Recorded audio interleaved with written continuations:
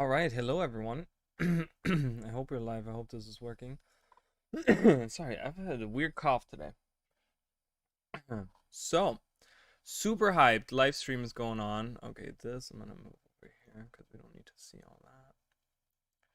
All right. Yeah, I'm excited. We're just waiting. We're just waiting at this point. I don't. This is the last live stream. Apparently, this girl is a partner or whatever, and she was drawing some concepts. When the stream is going on, I'm going to do it full screen, and I won't have Twitch chat because God knows Twitch chat is awful. So I'm not gonna have that on screen, and that way it gives us more screen to actually watch the stream. So yeah, I will create a poll here.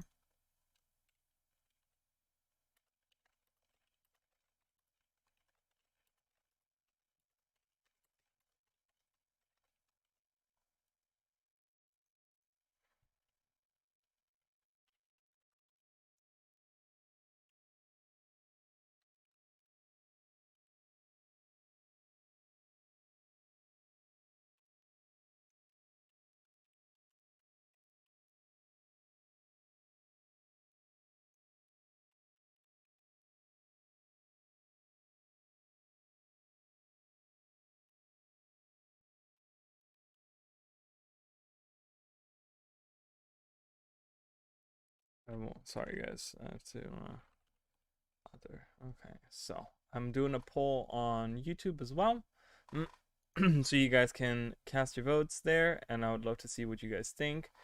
We'll be talking, so I'll be live the whole time, and I'll turn on the sound. I turned off the sound, that's why you guys can't hear anything. So I might turn that up just so you guys can hear that.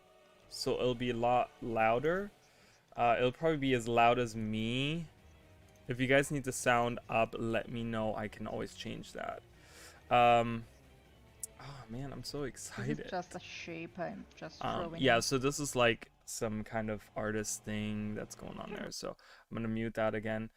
Yeah, I will also talk about like because they'll reveal the elite specs and stuff, and I have done 2 sets of them. So what I'll do is I'll probably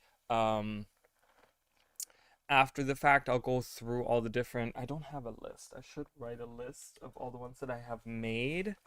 I have two for each, so I'm gonna write them out. Um, yeah. So for warrior, we had the commander. Just so I remember who they all were, and I don't have to like, cause I'll be so excited that I won't remember what's going on. So, commander, and then I had the monk. Were the two that I had, which the commander was mine, and then the community one that I made was the monk. And then I had for the guardian, I had oh my god, I know the community one was the Avenger. What was the what did I make for the it's actually in this actual notepad that I have here. I write physical notes for all my videos, guys. I have actual notes that I write. I have to look. I forgot. I already forgot. See, that's how great my brain is.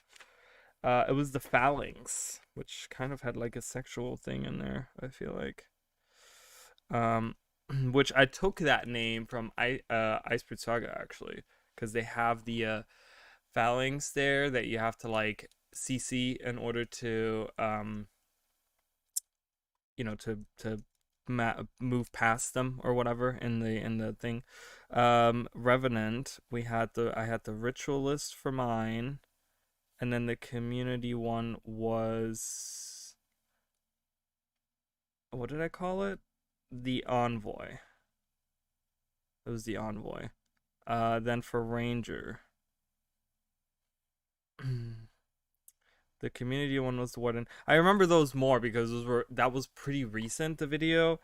The other ones are like almost a year now that it's been since I've made them. What did I have for mine? Oh, the tamer with the 2 pets, which I still like the idea of, but I get why some people don't like it. All right, thief. I had what did I have for thief? Oh my goodness. Yeah, I don't remember.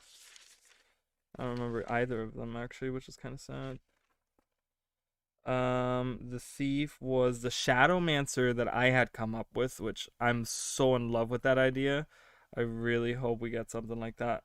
A Shadowmancer, and then the other one was we have one vote. So, wait, is it one vote? How many people have, I haven't I can't look at it. Two people have voted on elite specs. Yeah, I think that's what most people are hyped for. Guys, I have a mango berry Cosmo that I got at the Tropical Smoothie Cafe. And they give you the straw right here. It's an edible lime straw. It's amazing. It's like the best. If you wait too long, it gets soggy and then the straw breaks off and you can't use it anymore. But it's really nice. This is really... I could so see this being a thing for like a margarita or something. And you need like a lime flavor. And you know what? You know, this is less plastic. It's a great idea. I think it's... You know, I touched the straw and my fingers are sticky. All right. What was the other one, guys? I don't remember. What was the community one for the thief that I had? It had a... Did I have a spear? No, it had a... it was the Shadow Knight. Is that what I called it? Oh my god. Do you guys see how my brain doesn't work? This is my other one. The Shadow Knight. So we have the Shadowmancer and the Shadow Knight. Interesting. I didn't even make that connection that I had them both named Shadow something. All right. Thief. And then we have Engineer, which mine was the Pyrotechnic, the fireworks guy. And then the community one was the Golemancer, which I think there's a high chance of that actually happening. What time is it? Oh god, it's starting. Let me go get in there. All right, sorry guys. There we go. We're going live. All right, let's do it. The dragon of ice and persuasion, Zaitan, the dragon of death and shadow, Kralkatorrik, the dragon of crystal and fury, Mordramoth, the dragon of plant and mind, and Steve. No, we don't actually know the last one's name, only that it starts with an S, and their domain likely has something to do with water. The story of Guild Wars 2 begins with a very personal story, your personal story. In 1219 AE, the elder dragon Zaitan awoke and brought humanity's sunken nation of Or back to the surface. This sent a terrible wave across the lands. The great tsunami drowned thousands. Corsair fleets who took refuge in the Shattered Peninsula were wiped out, and in its place came an undead navy manned by the risen servants of Zaitan. The black-sailed ships blocked sea access to Cantha and Alona, that was all like an in the age of isolation for Tyria. While players were introduced to their respective races, cultures, and concerns in the start of the personal story, Zaitan's lieutenants were seen leading their risen forces she talks deeper so fast. into Tyria. I can barely keep up. Despite the warning signs of increased dragon activity, they were viewed as isolated incidents, and Zaitan a distant threat. Yeah, great job, guys. But where others continued to ignore the signs, 3 multiracial organizations made it their mission to combat the draconic threat. Right. The orders were as follows. The Order of Whispers. Yeah, I don't have any notes on this one. It's just sadness and apples? I'm kidding. I'm not really kidding. No. Aww. Their current leader is Riel Darkwater. The Order of Whispers believe the dragons cannot be defeated, but must be returned to sleep by any means. Dermot Pryor is pretty much just like nerds as far as the eye can see. It's also mine. It's my priory. I was gonna say, me too. The priory, yeah, baby. The future, in hopes that intellect or some lost piece of knowledge can save the world from the rise of the dragons. Then we have the Vigil. Oh, I do have something for this, so audio warning.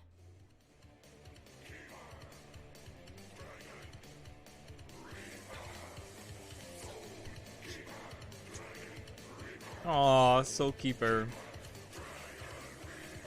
Yeah. I feel like that pretty much summarizes it. Does that cover it? This one was founded and led by General Almora Soulkeeper, for whom the song was written. The Vigil believe only a united army of all the races. I hope they like do something to honor her. While the 3 orders aimed to combat the draconic threat, there had been others before them who stood in defiance of the Elder Dragons. After choosing their order, the player character was witness to a meeting between one such group, the former members of Destiny's Edge. Destiny's Edge was a fellowship once composed of 6 heroic individuals. Look at Kay's old model. Air, the Norn huntress with the soul of an artist. Snaff, the Asuran genius, and his ambitious assistant, Zoja. Ritlock, the ferocious Zoja's dead. We don't talk about her. Kaith, a deadly Sylvari with deep secrets. And Logan, who was also there. Oh no, he's the valiant human guardian dealing with divided loyalties. See, he's got depth. They had once been allies of the only good. dragon that had fought alongside mankind, a prophetess named Glint. Both she and Snaff were killed while confronting Kralkatorrik, which tore the group apart. The player realized they would need to reconnect their bonds if they were going to take up the fight once more. The Elder Dragon's champion defeated the Lion Guard stationed on Claw Island and readied an invasion on Lion's Arch itself. The character and their mentor in the Order rushed to Claw Island to defend it, but the fortress was lost along with their ally. The Orders realized that although they'd survived, they stood no chance alone. They set aside their differences and formed the Pact to retake Claw Island. The Pact was the greatest alliance Tyria had ever seen. With the Vigil forming the bulk of its army, the scholars and engineers of the Derman Priory working on arcane and technological advancements, and the Order of Whispers handling infiltration and sabotage. The Pact made for a strong fighting force capable of virtually any task. Due to his knowledge of Zaitan and his good relations with the many races, the Sylvari firstborn Traherne was appointed the Marshal of the Pact and promoted the player character to the position of Pact Commander. Under their joint leadership, the combined forces of the Pact managed to retake Claw Island and looked ahead to the lost kingdom of Or, where Zaitan and his Risen awaited. Or was once a kingdom blessed by the human gods themselves, who upon arriving in Tyria built the shining city of Ara over a great source of magic known as the Artesian Waters. Drowned beneath the waves to stop the progress of the Char army in generations past, Zaitan later dredged it up from the juice box, corrupted the Artesian Waters to be its own magical juice box, and then filled it with undead minions. To cut Zaitan off from his juice box, the Pact rushed into the ruins of Or, where it systematically undermined Zaitan's forces. This allowed Traherne to enact the ritual of purification to cleanse the Artesian Waters. The Pact airship, the Glory of Tyria, crewed by reunited Destiny's Edge, and the commander fought Zaitan in the skies above Ara. Bombarded by an anti-dragon cannon, the Elder Dragon at last fell to its demise, crashing on the eastern edge of the City of the Gods. With Zaitan's defeat, Traherne claimed that the impossible had at last become possible. The Pact believed they would need to achieve 4 more impossible feats before the world was truly free. This takes us to Living Season 1. I hope you're all still hanging in there. Here we go. Season 1, guys. Living Season 1. Let's do it. There was a ton covered in this season. A lot of it had to just be cut, though. There are great summaries out there. But to start, I'm going to touch on a place called South Sun Cove. Okay. This is more of a prelude story, which featured a corrupt island resort, murderous crab monsters known as the Karka, and introduced 2 major characters. Sorry, Inspector Kiel. Kanak, a repentant hireling turned freedom fighter. Kanak is my favorite character, guys. His employer to do what was right. And Casimir Mead, one part of the investigatory duo that make up Delacqua Investigations, with the other half being her business and romantic partner, Marjorie Delacqua. I would love to share this out in details with everyone, I appreciate that. In fact, one of our Pool of Memories missions dives into Kanak's story during it, but to be honest, we do not have the time. So the real focus of this season was a little thing known as Scarlet's War. Yes, it's happening today. It's happening right now, guys. This is the pre-show. We have another 51 minutes until the real stream starts. While a war council was held in the Black Citadel, a young Norn made his way there to beg for aid in retaking his homestead from the forces responsible for the recent attacks. The youth claimed he was the son of legendary Heir Stegalkin. Ritlock Brimstone, a former companion of Heir's from Destiny's Edge, called him a dirty liar and sent him to Holbrook, who denied him in the interest of self-preservation, leaving him with no choice but to retake his home himself. We can't confirm nor deny that this may have been the root of this character's deep-seated insecurities and lack of self-confidence, but either way, this is the entrance of the truly beloved character known as Bram Airson. Beloved? Meanwhile, a beautiful pure char named Rox was sent to reclaim a Devourer hatchery as a test to join Ritlock Brimstone's warband, which she accomplished. Rox had lost her own warband. Welcome everyone, by the way. But an albino baby devourer named Thank you everyone for coming. Took a liking to her at the hatchery and refused to leave her side, giving her a companion she would never lose. Later that year, amidst the merriment of the Queen's Jubilee, a red Sylvari appeared. Revealing that she had been the mastermind of Tyria's recent troubles, this Scarlet Briar hijacked a force of clockwork guardians known as the Watch Knights. As time passed, more information about Scarlet and her history began to surface. Scarlet had once been a curious Sylvari named Ciara. Her ravenous desire for knowledge would eventually lead her to set up a device to peer into the inner mechanisms of the world. Inside the machine, she saw the universe stretched out before her. She pushed further and was confronted by a presence that overwhelmed her. Upon waking, she took the name Scarlet Briar and was She's plagued by good. the voice I of could that not presence talk that until fast. any remnant of her Like, sanity was gone. Scarlet's story was tragic, but that didn't lessen the monstrosity of her attacks on Tyria, of which there were many. Yes. In one memorable invasion, she summoned an enormous weapon in the Shiver Peaks in the form of a marionette that was ultimately defeated by the commander and their companions. They were joined in this fight by a young Asuran prodigy that admired Scarlet's genius named Timey. Scarlet's greatest battle was waged in Lion's Arch. We need to know one what's that going would on with her, change too. the landscape of the city forever. Scarlet won the city by flooding it with toxins, and in the fight to reclaim it, Bram was injured, and Marjorie struck down by their foe, leaving her love, Casimir, to believe she had perished. The Rocks had been tasked to personally take down Scarlet as the final test for admission into Ritlock's warband. She chose to tend to the wounded Bram and Marjorie, allowing Casimir to face her instead. Filled with fury, Casimir was successful in distracting Scarlet Briar long enough for the commander to deliver the killing blow, thus ending Scarlet's war. In the aftermath, And they kiss. a jarring sound echoed. She didn't even throughout talk about Tyria. the kiss. Timey and the group surmised that the magical currents known as ley lines were akin to an ocean of magic that Scarlet had thrown a giant rock into, sending ripples out to wake the slumbering dragon. The voice that had plagued Scarlet was that of Mordramoth, whose vicious vines would slowly rouse to ensnare many more Sylvari to come. This takes us to Living Season 2. Where everything obviously is really good and only continues to get better, and everybody's happy for all time. Living Not so Season much. 2, Living World. The memory Hello, of guys. Scarlet's Hi, terror guys. How's lingered everyone? in Central Tyria, and the strange roar that had rung out after her downfall only gave rise to new fears. Outside the perilous Maguma jungle, the Zephyrite's flying sanctum crash landed. For anyone who doesn't that's right. know, So the we're in Season Zephyrites are a 2 group right now, mainly guys. composed of Canon This is and something Elven humans that recently inherited the got Crystal released, Dragon re-released, or Flint's whatever. legacy. The Zephyrites travel the world on a breathtaking flying sanctum built with magic obtained from her corpse. But I guess not anymore since it crashed. Yeah. The commander rescued the Zephyrite's leader, the Master of Peace, from the ship's saboteur, and clues led them to a settlement known as Prosperity. The local inhabitants of Prosperity remembered a Sylvari matching Scarlet's description that had rented a local room. Vines began surging up from beneath the ground to entangle several settlements in the region, and one such tremor caused a secret I like it passage to be too. revealed in She's Scarlet's really good quarters. at it. Cautiously, She's they really explored good. the twisting tunnels and came upon a scientific lab built atop a confluence of energy known as a ley line hub. The group decided to split up and follow the path of Mordramoth's vines. Marjorie and Casimir went to meet up with Marjorie's sister Belinda, who was located at Fort Salma, while Rox and Bram ventured to Fort Concordia. It's Timey stayed on behind at the lab to investigate further. Guild Wars 2 Upon arrival, they found that Mordrum forces had Twitch. infested both They're live on locations. Twitch right Each now. party did what they could to secure the respective areas, but during the You fight can be that took hyped for place in Tengu. Fort We're Salma, still gonna get Marjorie's Tengu. sister We might not Belinda get was killed. playable Tengu though. Back at the lab, Timey announced that she discovered the machine. We're gonna get Scarlet had Tengu though. used They to have peer Tengu into the voice eternal actors. alchemy, We're definitely gonna get some kind of which Tengu. everybody Just thought maybe was not a real playable. bad idea to use themselves, but well, the commander was pulled into the device and received a vision. Yeah. They were swimming through an ethereal I'm hyped for plane where they Tengu. encountered Either an way, embodiment just of seeing the more pale Tengu tree.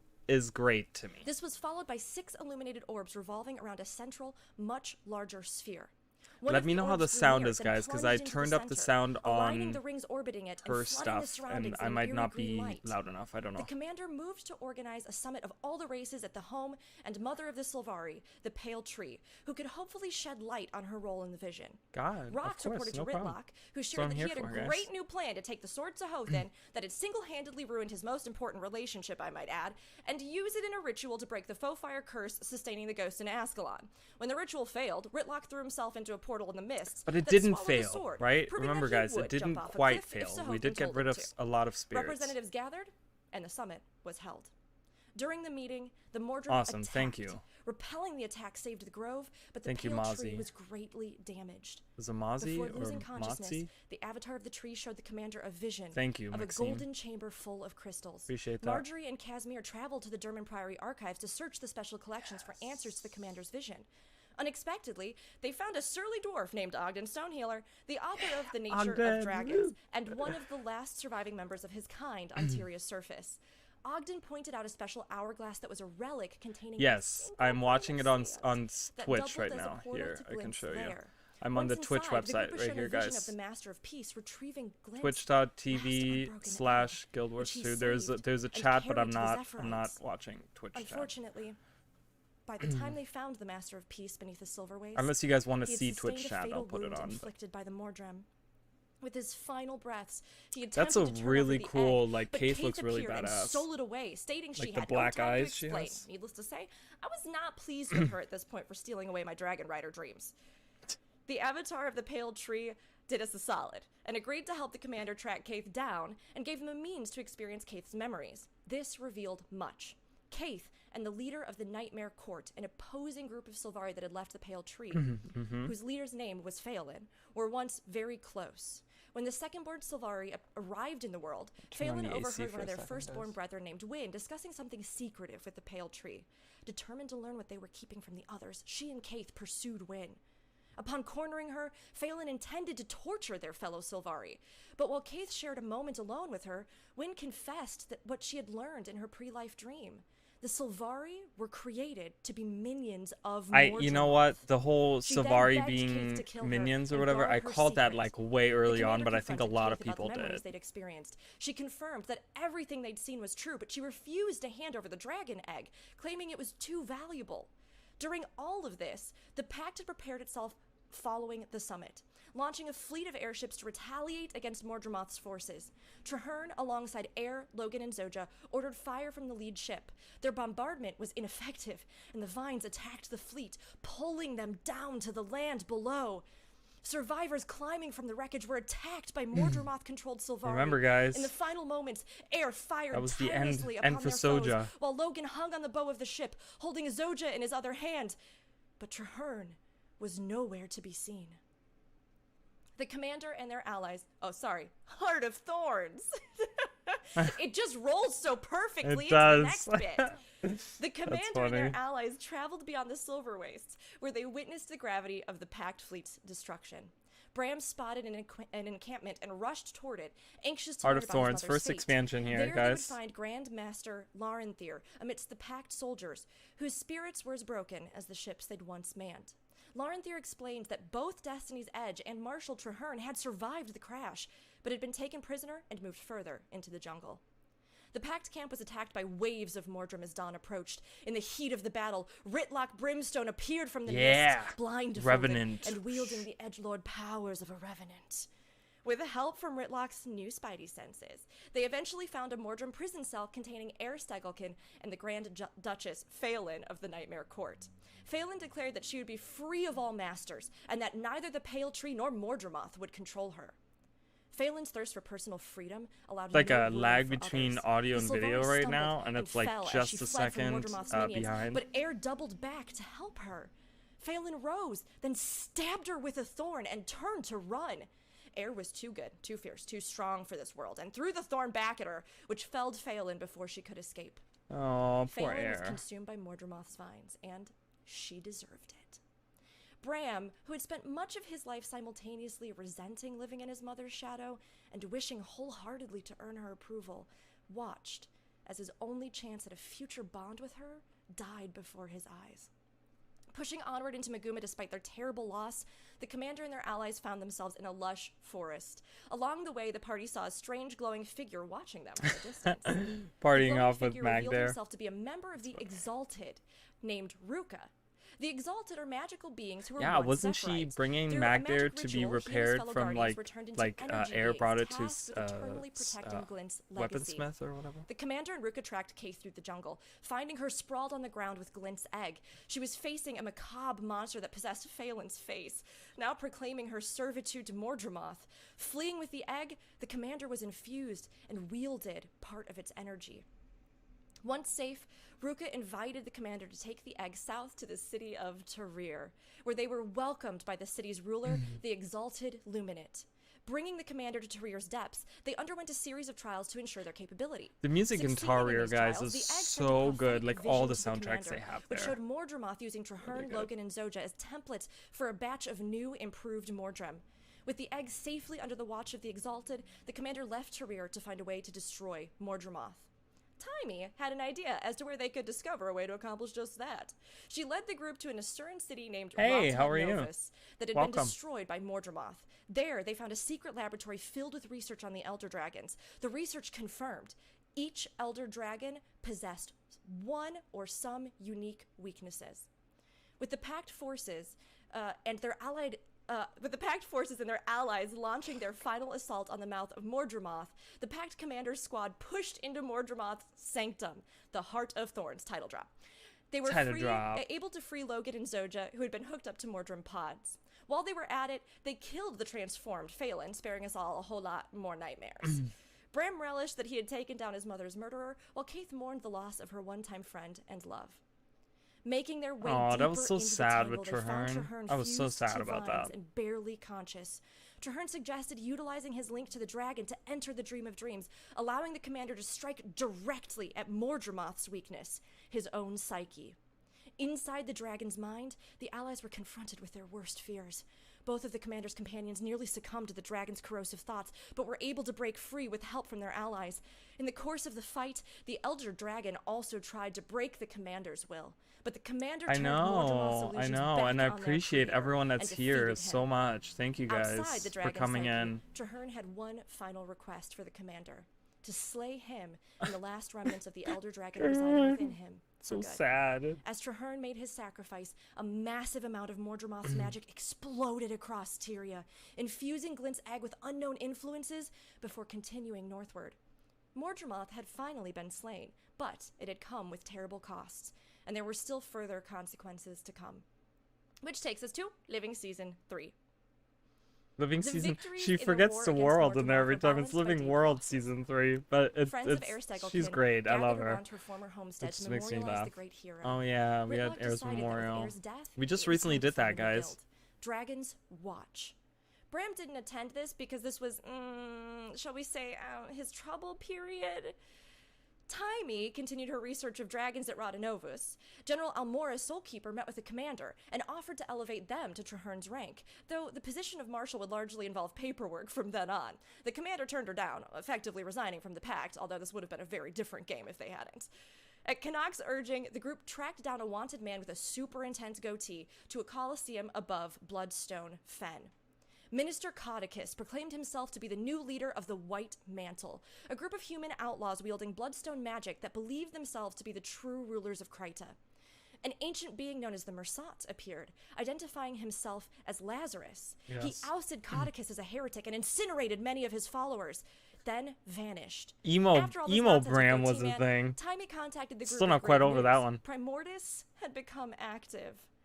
While scouting signs of this awakening, the commander received another vision from Glint's egg. Returning to Tarir, they were told that the egg was about to hatch. Oh my god, baby Aurene. We have her right here, guys. Baby girl emerged. Primordus's destroyer swarmed the chamber and tried to kill the hatchling. The Mersat Lazarus appeared and helped the commander defeat them. When they emerged victorious, Keith asked what the dragon should be called. And without pause, the commander mysteriously informed her that the dragon was female and that her name was Aurene. Aurene. Congratulations, commanders. This is the part of the story where we all became dragon parents. That's right. The exalted Luminate had the commander We're daddies. impart crucial lessons of kindness, generosity, and combat to the young dragon. Taimi had the brain flash that if mortals struggle to destroy the dragons, then perhaps draconic power itself should be used to fell them. The commander decided to head into the Shiver Peaks to find Bram and hunt one of Jormag's ice brood to enable Taimi to study its magical draconic corruption. Bram, that wasn't really what happened. I see why they did it that way, why she said it that way, but that's not really what happened. But with their assistance, he managed to secure it and enchant his bow with magic. A quick little lore note. The Fang of the Serpent is an important relic to the Norn that's located in the Great Lodge of Holbrick. Yeah, the whole Fang thing was kind of BS was too. knocked out by the great hero Asgir Dragonrender. The Norn believe that unless a new hero can damage the Fang, their people will have no hope of defeating Jormag. In 100 years, no Norn has managed to do so. No Norn has managed to do so. Except returning to Holbrick, Bram fired an arrow at Jormag's tooth, cracking it to the roars and cheers of the onlookers. It was the sign that was a cool that cutscene. It was kind of like sudden, but it was cool. The dragons had arrived. With perfect timing as usual, Taimi called to confirm that with the information they'd gathered, she'd created a dragon-slaying machine. But dragons were not the only threat our heroes would face. Due to the aforementioned Goatee Man shenanigans, doubt was cast upon the entity Lazarus. Marjorie, who had been shadowing Lazarus due to her own suspicions, alerted the group that he was raising an army in the Fire Islands. Taimi set up a trap to expose the Mersat's secrets. Lazarus arrived at the lab, intending to seize the dragon-killing machine for himself, but was caught in the trap. His illusion faded to reveal that he was, in fact, and hold on to your butts, Balthazar. We still don't know what's happening with Lissa. And war. Yep. He took the device and boogied on Don't know out. what's going on with Lissa, but The group chased him we need to know what's going on with the Draconis other Mons, that's a lot gods. of words, everybody, where they confronted Balthazar over the slumbering body of Primordus. Balthazar Such a good absorbed the dragon's scene. energy, sending both Such a it good and scene. its I can't wait twin for that Dormac release. back into Like, their I'll play that deep later on sleep. tonight. He then disappeared. Is it With today's? both Yeah, I think dragons it's today's having release. returned to a dormant state, Tyria would enjoy a momentary peace. However, Balthazar's fate remained unknown, along with his plans to make use of the draconic energies he had absorbed. Which takes us to Path of Fire. The god Path of of war Fire. sought to claim the power of Kralkatorrik for himself. He pushed forward into the Crystal Desert and left a fiery trail of destruction in his wake. Let's return to the 6 human gods real quick.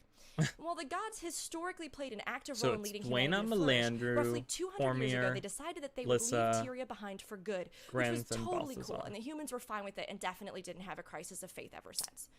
Conquered by an undead lich named Palawa Ignatius Joko.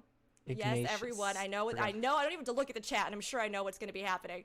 Although Everyone's gonna freak out. Let's look at chat, guys. Let's look at the chat real quick. For the first time Praise in Joko. generations, representatives Praise from mainland Joko. Tyria would Everyone's cross into praising Alana and Joko. pursue That's Balthazar funny. to reestablish contact with the isolated region. The commander sought to aid the population, and in doing so, learned that a dragon had been active in the area, named Vlast. Vlast was revealed to be the first scion of Glint and brother to Aurene. The commander tracked look at Balthazar and Vlast. Vlast until they were finally able to confront the god, who had I wish we captured had and seen more restrained of the him. dragon. During the clash, Balthazar referred to Ritlock as a friend, Yes, saying you're that welcome. he alone Awesome. would be spared. Balthazar moved to strike down the commander, but Vlast managed to break free and sacrificed himself to block the blow. Oh, Vlast's well, body turned we're here. crystal I'm here and for you. exploded. I'm here for you, The Brian. members of Dragon's Watch awoke to find Balthazar had vanished, but the I question love how of why he'd called Ritlock I love how it friend autocorrected the remained. book. So Praise it turns book. out, Ritlock had funny. met a super sketchy old man chained up in the mists while he was searching for his one true love. I'm sorry, I mean Sahothin, and let the guy true reignite the love. sword. Then It's pretty freed much his him one without a true love. second thought. He now knew that the old man had been Balthazar, and Sahothin, the god's own blade. He promised the commander he would make up for his actions. The commander found echoes of Vlast's memories in the gleaming fragments of his shattered body. Vlast's recollections spoke about a hidden weapon, his struggles to follow his mother's legacy, his fears if Balthazar managed to kill Kralkatorrik, and his hopes that his sister would find her path a better one than his. Aww. With no other leads to this hidden I'm kind of weapon, sad we didn't get the like group an sought interaction long-lost between secrets from Aurene and long-lost Vlast. souls. They That would have been traveled really into cool. the mist Like where an they found the actual like sanctum of the conversation gods. between the two of them. Cormir was the Did only we? remaining deity to be I don't found, remember. though I she don't think we too ever would soon did. depart their world. She told them that the gods had left Tyria Cormir's to library avoid a was cool. cataclysmic That's a battle cool with the Elder place. Dragons. Balthazar insisted avoiding battle was cowardice and threatened the other gods. The rest of the 6 stripped Balthazar of his power and chained him in the mists, for which he swore he would get vengeance. Once free of the mists, the commander also went on to unearth more about the true purpose of Glint's legacy, to preserve Tyria's magical balance by replacing elder dragons.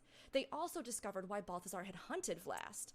Wow. Kralkatorrik's own blood was its weakness. Yeah. The same blood that flowed Yeah. through his descendants, Glint, Vlast, and Aurene.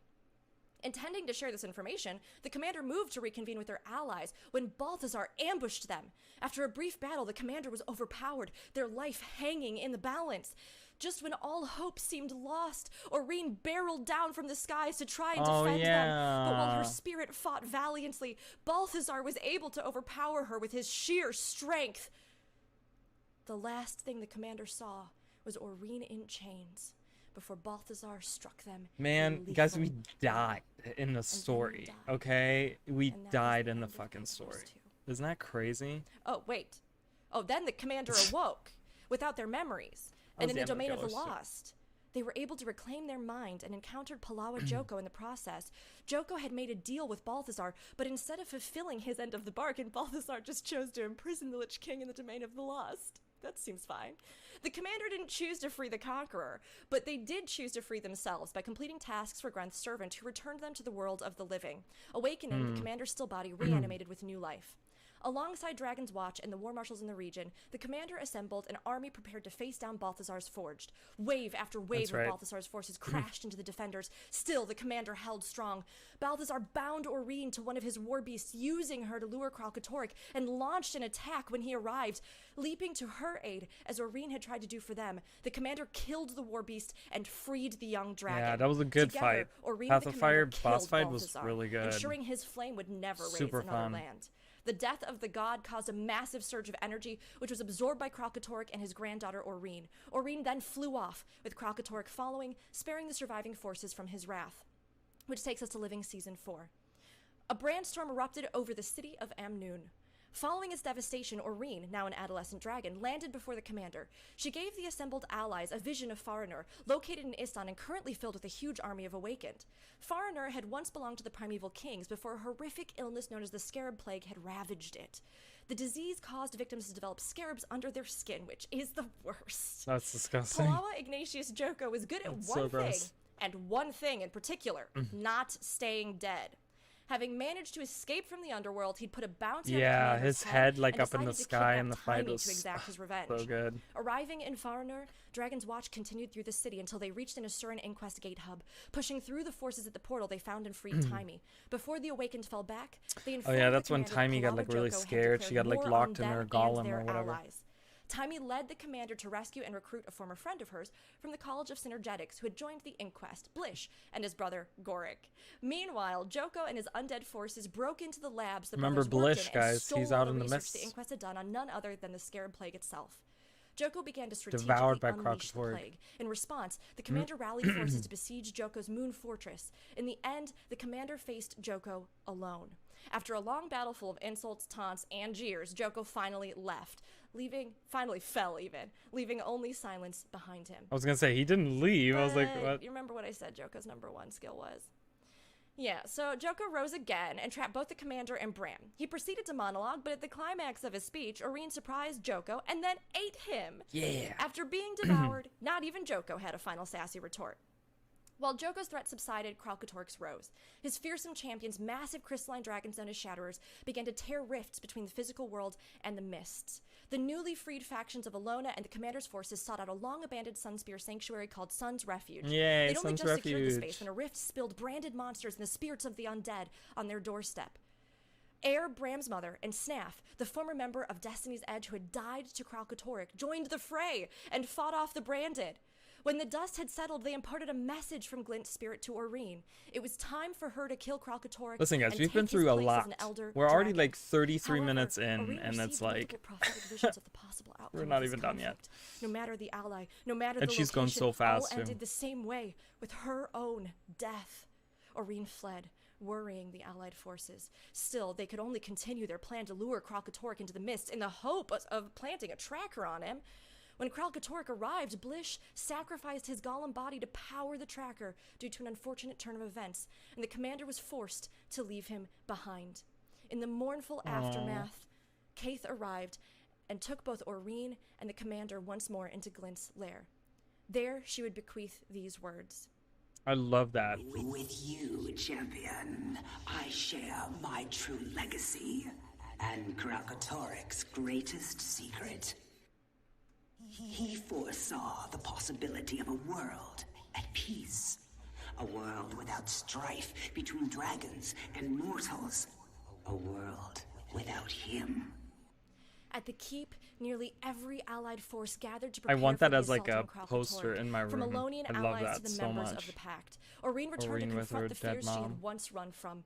As her mother had faced her own death, so too would she. Kaith offered herself to Aurene to be willingly branded, and the commander assumed a new title, that of Dragon Champion. Aurene spoke her first words to the gathered forces, but they would also be some of her last.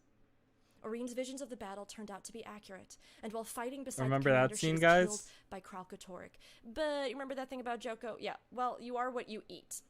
Gathered to mourn the loss of their only hope, the commander, Kaith, You and their are what you closest companions pulled the dragon's impaled body free from Kralkatorrik's killing spike.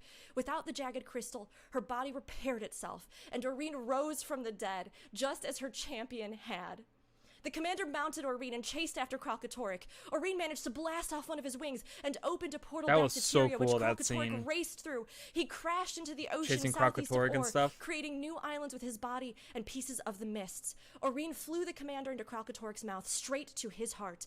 Inside, Kralkatorrik was warring with a manifestation of his own torment. There they clashed at last, and Kralkatorrik's vision of a world without him came to pass.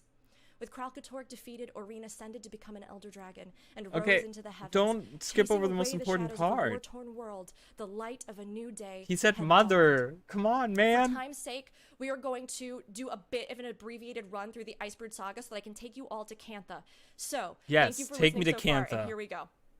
The Char had been fighting a war on 3 fronts for much of recent history. One, against the vengeful human ghosts of Ascalon. Another, against the branded caused by Kralkatorrik's corrupted dragon brand. And the last amongst themselves, as they struggled to decide whether or not they could choose to set aside a history of war for a future of peace. In an unusual sign of camaraderie, the Char invited the commander to the Blood Legion homeland for an all-legions rally commemorating the defeat of Kralkatorrik. Tribune Crecia Stoneglow welcomed the party to the valley. Blood Legion Imperator Bangar Runebringer spoke, and a ceremonial battle ensued, led by Ryland Steelcatcher, who was revealed to be Ritlock and Crecia's son. Why did you pick Sahothin over her, Ritlock? Oreen brought an end to the battle when it got out of I love hand, but the Crecia, sight though. of Kralkatorrik's She's progeny great. at a celebration for his defeat drew a mixed reaction from the attending Char. While the celebrations continued, a sense of unease pervaded the events. This unease led Bangar, Ryland, and several sympathetic warbands of Char to head into the Shiver Peaks with Bram's stolen bow. They were planning to subjugate Jormag, so the Char too could possess a weapon as powerful as Oreen. In the next bit, unfortunately, while they searched and sought and received a summons from General Almora, at the keep they were summoned to, they found all of the occupants dead. Unnatural whispers plagued Dragon's Watch while they searched, worming their way into the party's thoughts. By the time they found General Almora, she was long dead, buried under a slew of rubble. Alas, it would later be discovered that Almora had freed herself and attempted to stop Bangar. At his command, she had died by Ryland's hand. Oh man. While wasn't- Bangar continued to march, It his wasn't march to Ryland's uncover Jormag, hand. the commander discovered the source Ryland of didn't whispers kill was her. one of It was Jormag's Bangar who champions killed named her. Drakkar. While they sought the beast, Bram found a shrine dedicated to the spirit wolf, who tasked him with purifying the funny. fallen Yeah, shrines of so Ox, Hothin is Eagle, and hot. Wolverine to gain their allegiance. He Crecia's would go hot on to do too. this, She uses and fire the party magic. would confront and then defeat Drakkar. To the far north of Drizzlewood, I'm still it kind was of discovered mad that about Jormag was Drakkar. within the Frost I don't think they Citadel, did like an a good ancient job with keep it. long But corrupted by the dragon's ice. While a new unified force known as the United Legions gathered together in the Char to bring together the remnants of their people, pushing back Ryland, who offered peace but was rebuked by some of the actions of the other members. The commander and their companions realized that a final assault to the Frost Citadel would be necessary. Deep within the fortress, they encountered they encountered Bangar and battled him. forgot about but he was that. saved by Jormag, who awoke Like and the, made him their picture, I glorified mean, mouthpiece, choosing Ryland of our instead to Bangar become their looking at champion, frozen, before leaving Jormag. Bangar behind. Primordus and Jormag were a package deal. Twin forces that opposed one another and revealed their hey, weaknesses. Callie, in how are turn. you? When Good to Jormag see you began again. to stir, Primordus did as well. Each fought to claim more magic than the other to overpower them. This threat, after the Char and the peoples of the world had been united, became the new main priority, although Ryland and his forces still rallied behind Jormag. A plan was devised. Elder dragons fed from ley lines, so they would look for a nexus and use it as a lure. Then, with Oreen's crystalline refraction, the dragon's magic could be redirected from their champions and used against one another. Oh yeah. If they were starving, 'Cause injured, you're and in, cut off from their magic supply, Australia. they'd be forced to clash. But only Jormag had a champion. Well, it was lucky then that, recalling Owl's final words, Bram had offered himself as Primordus's new champion. It would take all of his will and the power of the spirits of the wild to retain even a shred of himself to complete the mission. Sorry The guys. dragons It collided is in a huge 11 spectacle of a.m., light 11:39 and magic, a.m. right now. neutralizing one another and leveling anything in Oh yeah. range. Remember the when light Bram was a faded, dragon their champion? enemy was That was the thing. Their energy was all that remained, coursing up and away towards some unknown point. Ryland was unable to relinquish his fury of the champion's power he'd claimed, and Ritlock was forced to kill his own son. Bram, however, let it go for the first time in his life and survived. So, looking ahead to Canada. All right, guys. These are the events that have happened so far in Recap Guild Wars is 2. done. What about the future? That was a complete of the recap. 3 continents we currently know of, Cantha is the only one we haven't seen in Guild Wars 2. Separated from Tyria and Dallona by an ocean, it's been 262 years since we ventured to Cantha in Guild Wars 1. Yes. Cantha was united in 1127 AE under the strong fist of Emperor Usoku, who then embarked on a campaign to drive out non-human races from the continent. Under his tyranny, Cantha became increasingly isolationist. The continent has 4 known regions: Xingje Island, Kaineng City, the Equivald Forest, and the Jade Sea. In Guild Wars 1, Kunave, Assault Spring Dragon, Kunave, played guys. a pivotal role in helping save Cantha from Shiro Tagachi, a reborn assassin. While Cantha was once known for its flourishing cities and largely human populations, many members of the bird-like race known as the Tengu also once called the region home. Tengu. With our future ahead of us, I leave you with Glint's final words. Glint's final words. A better world is waiting to be born. If we're lucky, perhaps the age of the dragon, the current age in the Canthan calendar, will begin and end with peace. Thank you all so much for listening. We have to abbreviate a little bit at the end just to get through. She's good. Again, She's so good. I love her. AKA Rook, an ArenaNet partner, and you can find me on Twitch, YouTube, Twitter, @BirdofChess. Let's see what the future of Guild Wars 2 has in store, and I hope you enjoy your first look at End of You're Dragons. not a fan of Rook? Thank you I don't know all her. so much. We did it. Oh my gosh. Thank you. Yay! I don't know her, but she's great. Awesome. Guys, so exciting! All right. So that was a video that they just played. It looks like they did. I don't know what's going on here. What's going on right now? What's happening? I mean, oh, okay, we're just have that. All right, guys, I'm so excited. So far, looking at the poll right now, people are excited for Elite Specs. I figured as much, and then just going to Cantha, I guess, just being able to go there. Not so many people are excited for a new feature, and then some people have voted on other, and I'm not sure what that means exactly. I just put an option that was random. You know, yeah, I think a lot of the you know, the stuff that you run into with a lot of content creators and a lot of streamers and stuff, I think they like, a lot of them try to sell themselves too much, and they try to not, you know, they try to overdo it. You know, you get a lot of people that get like hyped over like weird stuff, and they like freak out over certain things and stuff. And I think it has to do with you know, people just trying to be popular and stuff, you know. So maybe, you know, she's probably a great playable Tengu. Okay, I was gonna put that as one of the options, but then I didn't have an other option, and I didn't want to leave it. So playable Tengu, okay, that's a good choice. I like that. Because that was one of the 4 choices. They only let me put 4 choices on the voting thing on there, so that's all I could put on there. Fishing and boating, interesting. So we still want to do fishing and boating. I would not be excited for that personally. I don't think that that's something that I would like to see. I want to make sure that we're still live. We're still, just if you guys were wondering, we're just waiting for them to do something. I guess we have 2 minutes until, because they said 15 minutes is going to be the countdown, so we have another 2 minutes until that.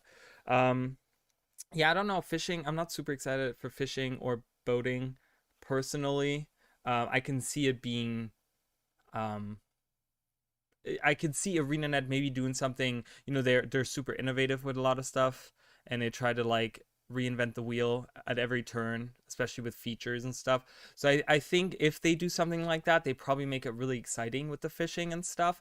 I just find it to be like this AFK feature in a lot of other games and stuff. So I don't know. I'm not super huge on fishing, but I can see why people are excited for it, and it's, you know, totally fine. I mean, you know, to each their own. And I don't know. My feature video was kind of based on, a lot of it had to do with, there was a lot of firings and stuff like that happening, and I wasn't sure how they were going to pull off the expansion and stuff.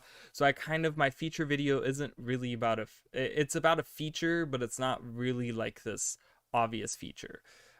But I kind of combined it with like playable Tengu, as well as like a mission based, like repeatable thing that you can do, where it's like more content even after you're done with the expansion and stuff. So that's kind of what my feature was.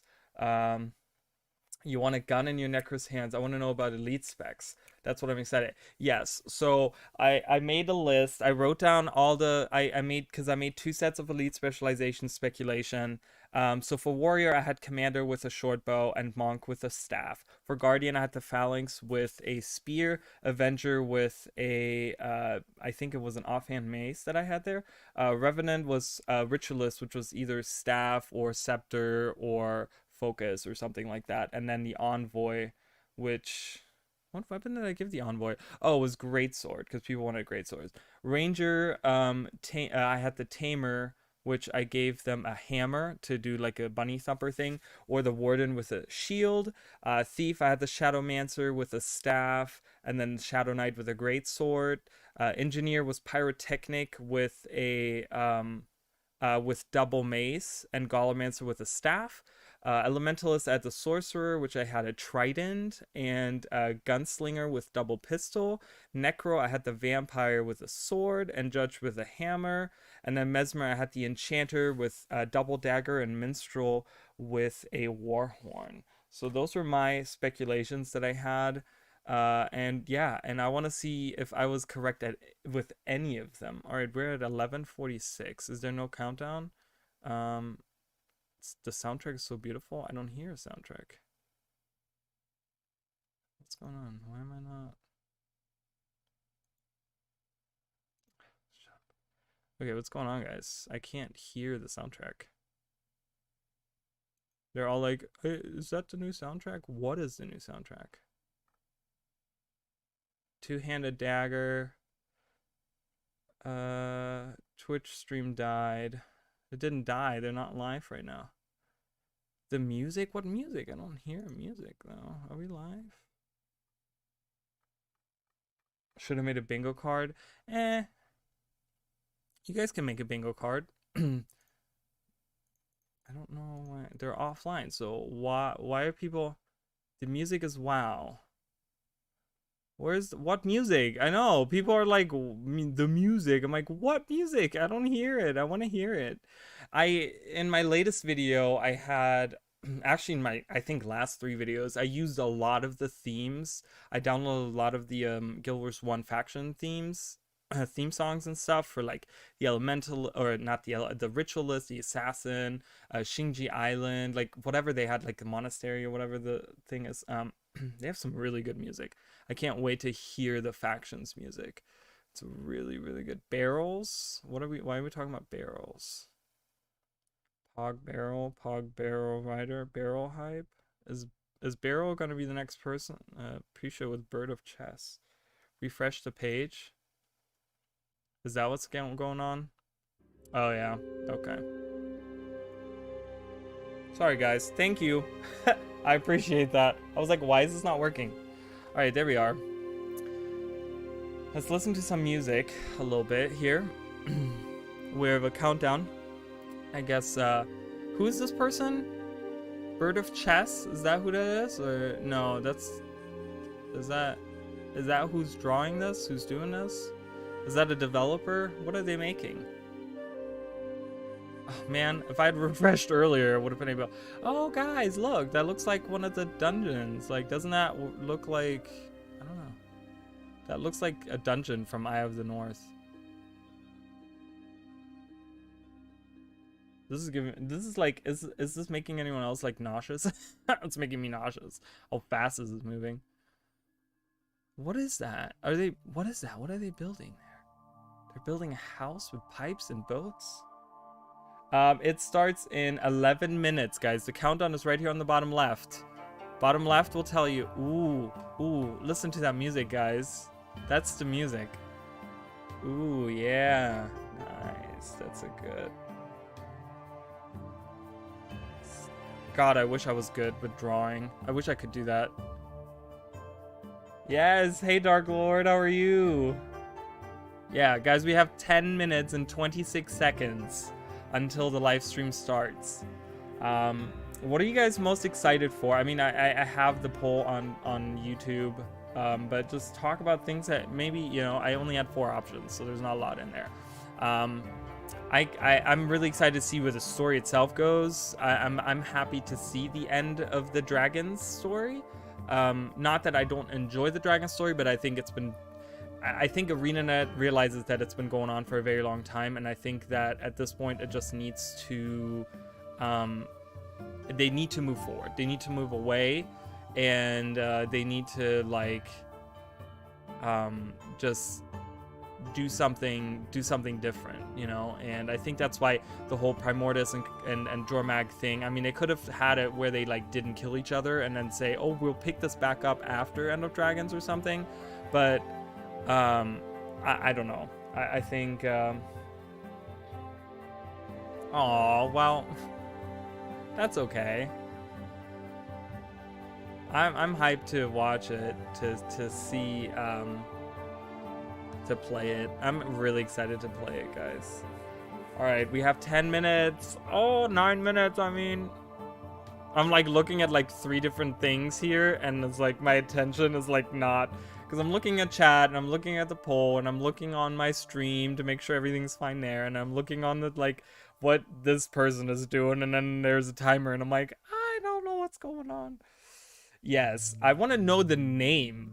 Like, I just give me the name. Like, I want to know what she, whatever the dragon is called. I just need to know. Guys, we have baby Aureen here. She's supporting us. She has little magnet feet, so she's attached to my microphone cover thing. So she's here with us.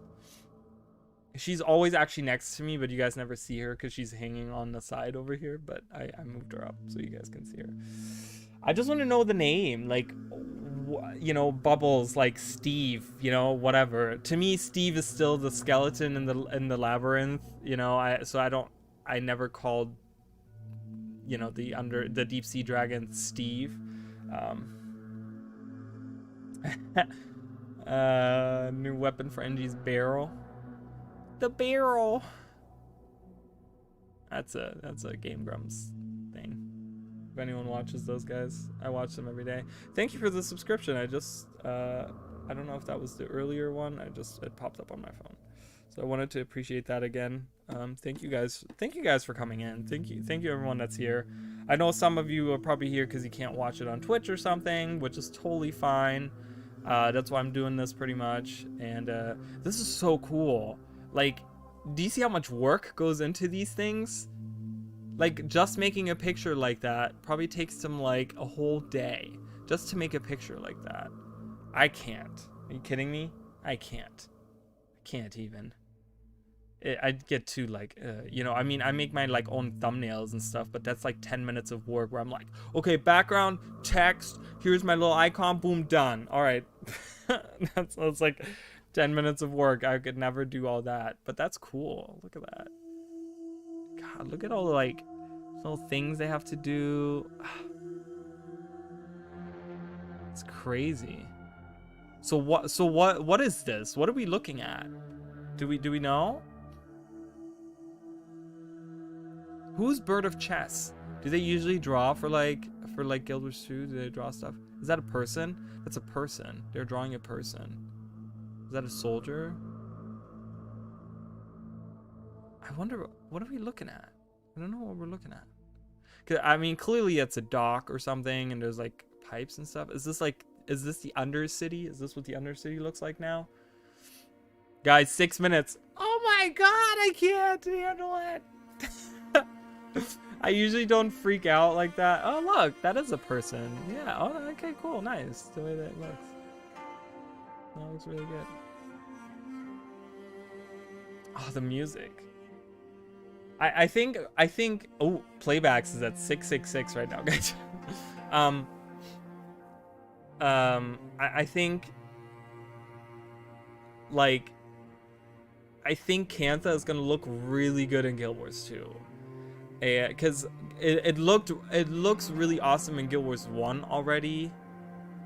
But I think with like all the improvements they have done, so with all the visual stuff and whatever, and the music and the I think they're gonna make this look. Ooh, that's a dragon head, guys. Do you see that? That's a little dragon head. Ooh, I was looking for a brush. What is he brushing? Oh, he's making like a little shadow there. Oh, it's like a overgrowth. It's like plants hanging down. Ooh, that's cool. Dude, if it, wow, look at that, dude. Use like a real life picture of like, oh, that's so cool. See, I don't know how any of that works. I don't know. I'm not good with like pictures and photoshops and stuff. That's cool though. I like that. That's really awesome. Oh, it's so cool to see how they make like those, you know, the art is like great and stuff, and it's kind of cool to see how they make that. Oh, look, and they're using that as a reference to draw that. Oh, that's cool. That's really awesome. Ah, that's cool. Wow, look at that. I love like the concept arts and stuff. Like, man, it's a lot of work and stuff, but it looks really good.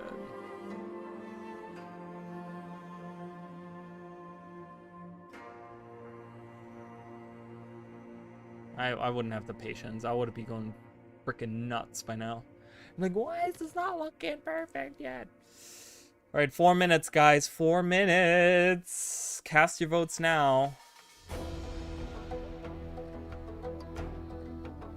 I will do another poll once we're finished. I'm gonna end the poll here, guys, because you know, we're kind of done with the excitement. I will do another poll afterwards, and you guys can cast your votes on what you liked most about it.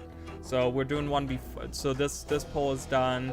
Apparently, we're most excited for Elite Specs and Cantha itself, and then feature. And I think some people are excited for the Tengu, but I think Elite Specs and just going to Cantha we're top on.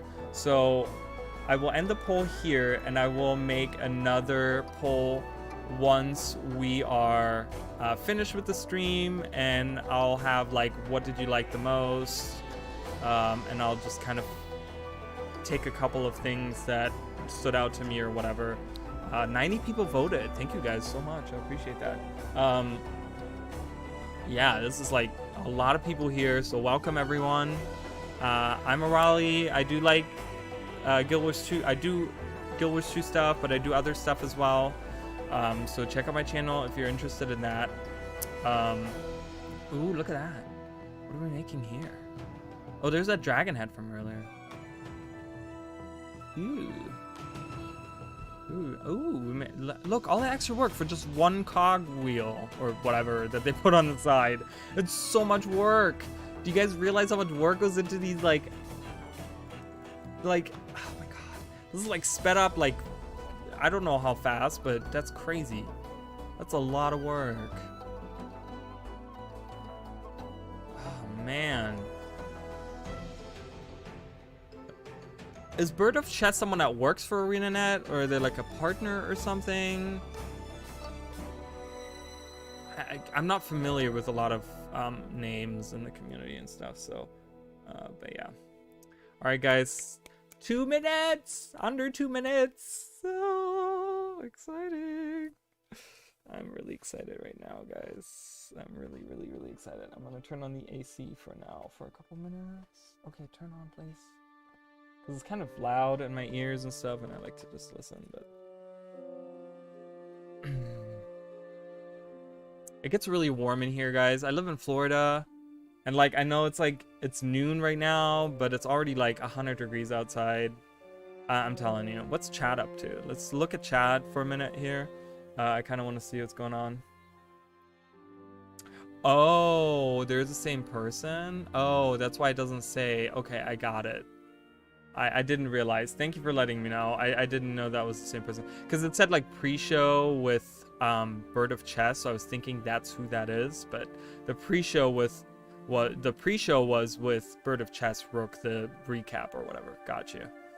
1 more minute, guys. 1 more minute. We have 45 seconds, okay? 45 freaking seconds. And then we're gonna get all the info. I'm not watching Twitch chat because it goes too fast anyways. And oh, look at that finished picture, guys. That is so much work. That's like hours of work just to make one concept art. It's hours of work.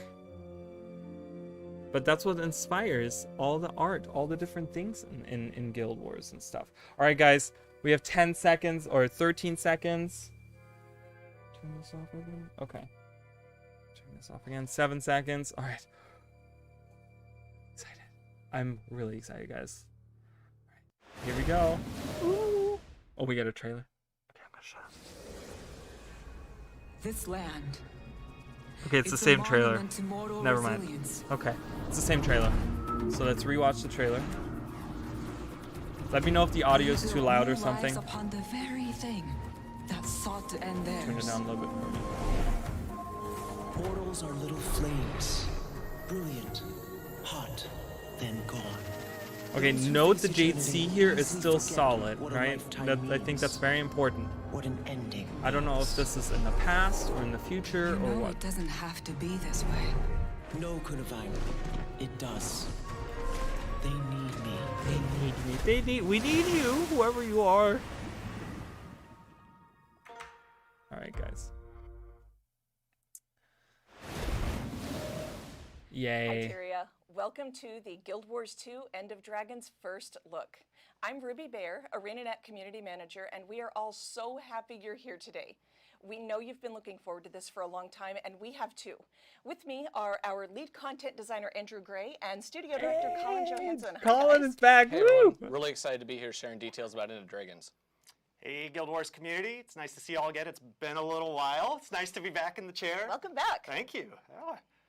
You know, this is a really big day for us. Back when we started development on Guild Wars 1, our very first campaign was Factions in Canada. That's right. And it was our first ever expansion as a studio. We were coming off of a big win of shipping our first major live update, Sorrow's Furnace, for those of you who remember that. Oh, yeah, that's right. And Factions was an incredible journey and learning opportunity for all of us in the studio. We'd never made an expansion before as a studio, and so many of the lessons we learned from that expansion really resonate in the way even we still approach expansions today. It's been 15 years, doesn't feel like that long. It's been 15 years since we first visited Cantha in the Guild Wars franchise, and it's truly special for all of us to finally get a chance to go back there once more. You know, small claim to fame here. If you have a copy of Guild Wars Factions, I can proudly say the screenshots on the back were taken by yours truly. Oh, nice. Yes, Awesome. Right. So in addition to being the setting of our first ever expansion, Cantha was also home to the final story we told in Guild Wars Beyond. The content we created. That's right. Winds of in Guild Change. Wars We just bridged the finished gap it to last Guild night, Wars 2. guys. That content, Winds of Change, was also the last piece of content I personally got to work on in Guild Wars 2. So it holds a really special place in my heart. But today, we're talking about End of Dragons.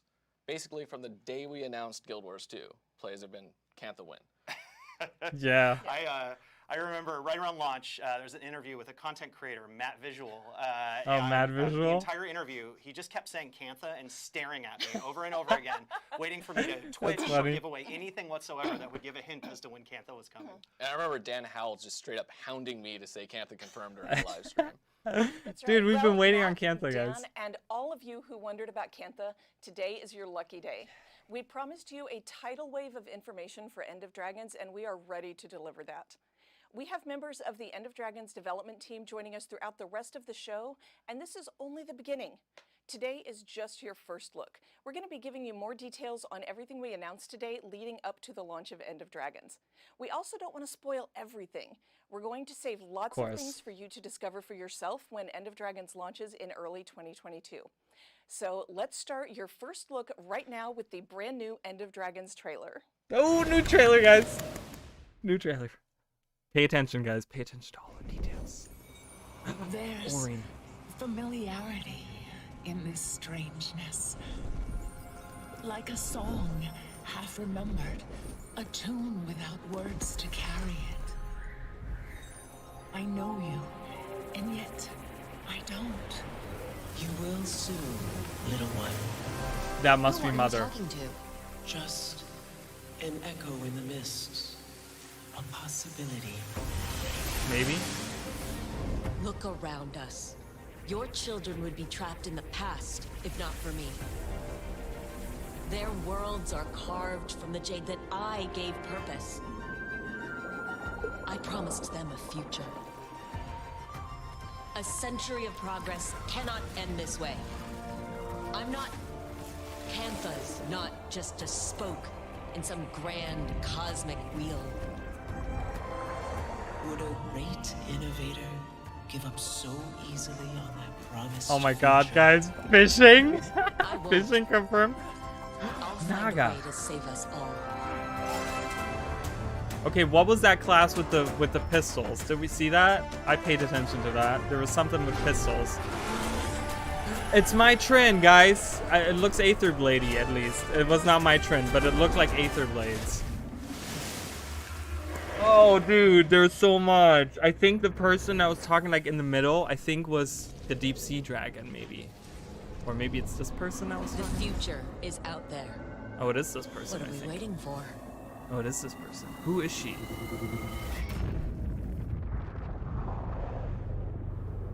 Oh. Oh, they give us that little at the end. We hope you liked the new trailer. If you're not already, tell us in chat what you think. There's a lot in there for everyone to go back and dig through and find, and we encourage you to go rewatch the trailer after the show and see what else you can discover. Oh, I will. Oh, I Aether will. Blades Ruby. that were back Yes, there? that was Aether And Blades. who was that mysterious Asura that was next to Anka? Could it be the replacement for the untimely death Torek? Possibly.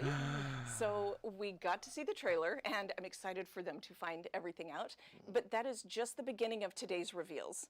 The first area of End of Dragons we're going to take a look at is a slightly deeper look into the story, the setting, and the world. Yes. Something I'm really proud of in End of Dragons is how closely the narrative and design team worked together to shape the themes and the story of the expansion. Yes. The gameplay and the narrative truly complement one another. Awesome. They do. So let's hear from some of those developers on the narrative and design teams about the story and the setting of Cantha. I was thinking the same thing, but I don't know.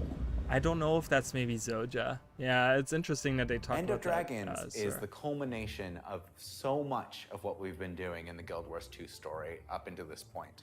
We have a lot of really compelling open story threads that we've built up over the years, Yes. and we're going to pay off a lot of them in End of Dragons. Yes, And thank I God. think players I should hate be loose ends excited like about that. how we've weaved all these different Oh, look, interpersonal Timey. stories Timey and with Casimir are great here. cosmological questions of Tyria into some Goric. satisfying payoffs that I forgot his think name you'll for a really second. enjoy.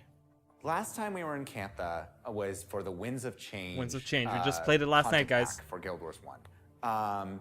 And what we basically saw was there is a lot of lingering consequences of Shiro's rise. Yes. And we teamed up with this group, the Ministry of Purity, Yes. in order to try to purify the region. Yes. They didn't stop at just trying to purify like disease. They started trying to kick out everybody else who didn't fit with their ideal image of what they wanted Cantha to be. Right. Like. And then they closed off to the rest of the world.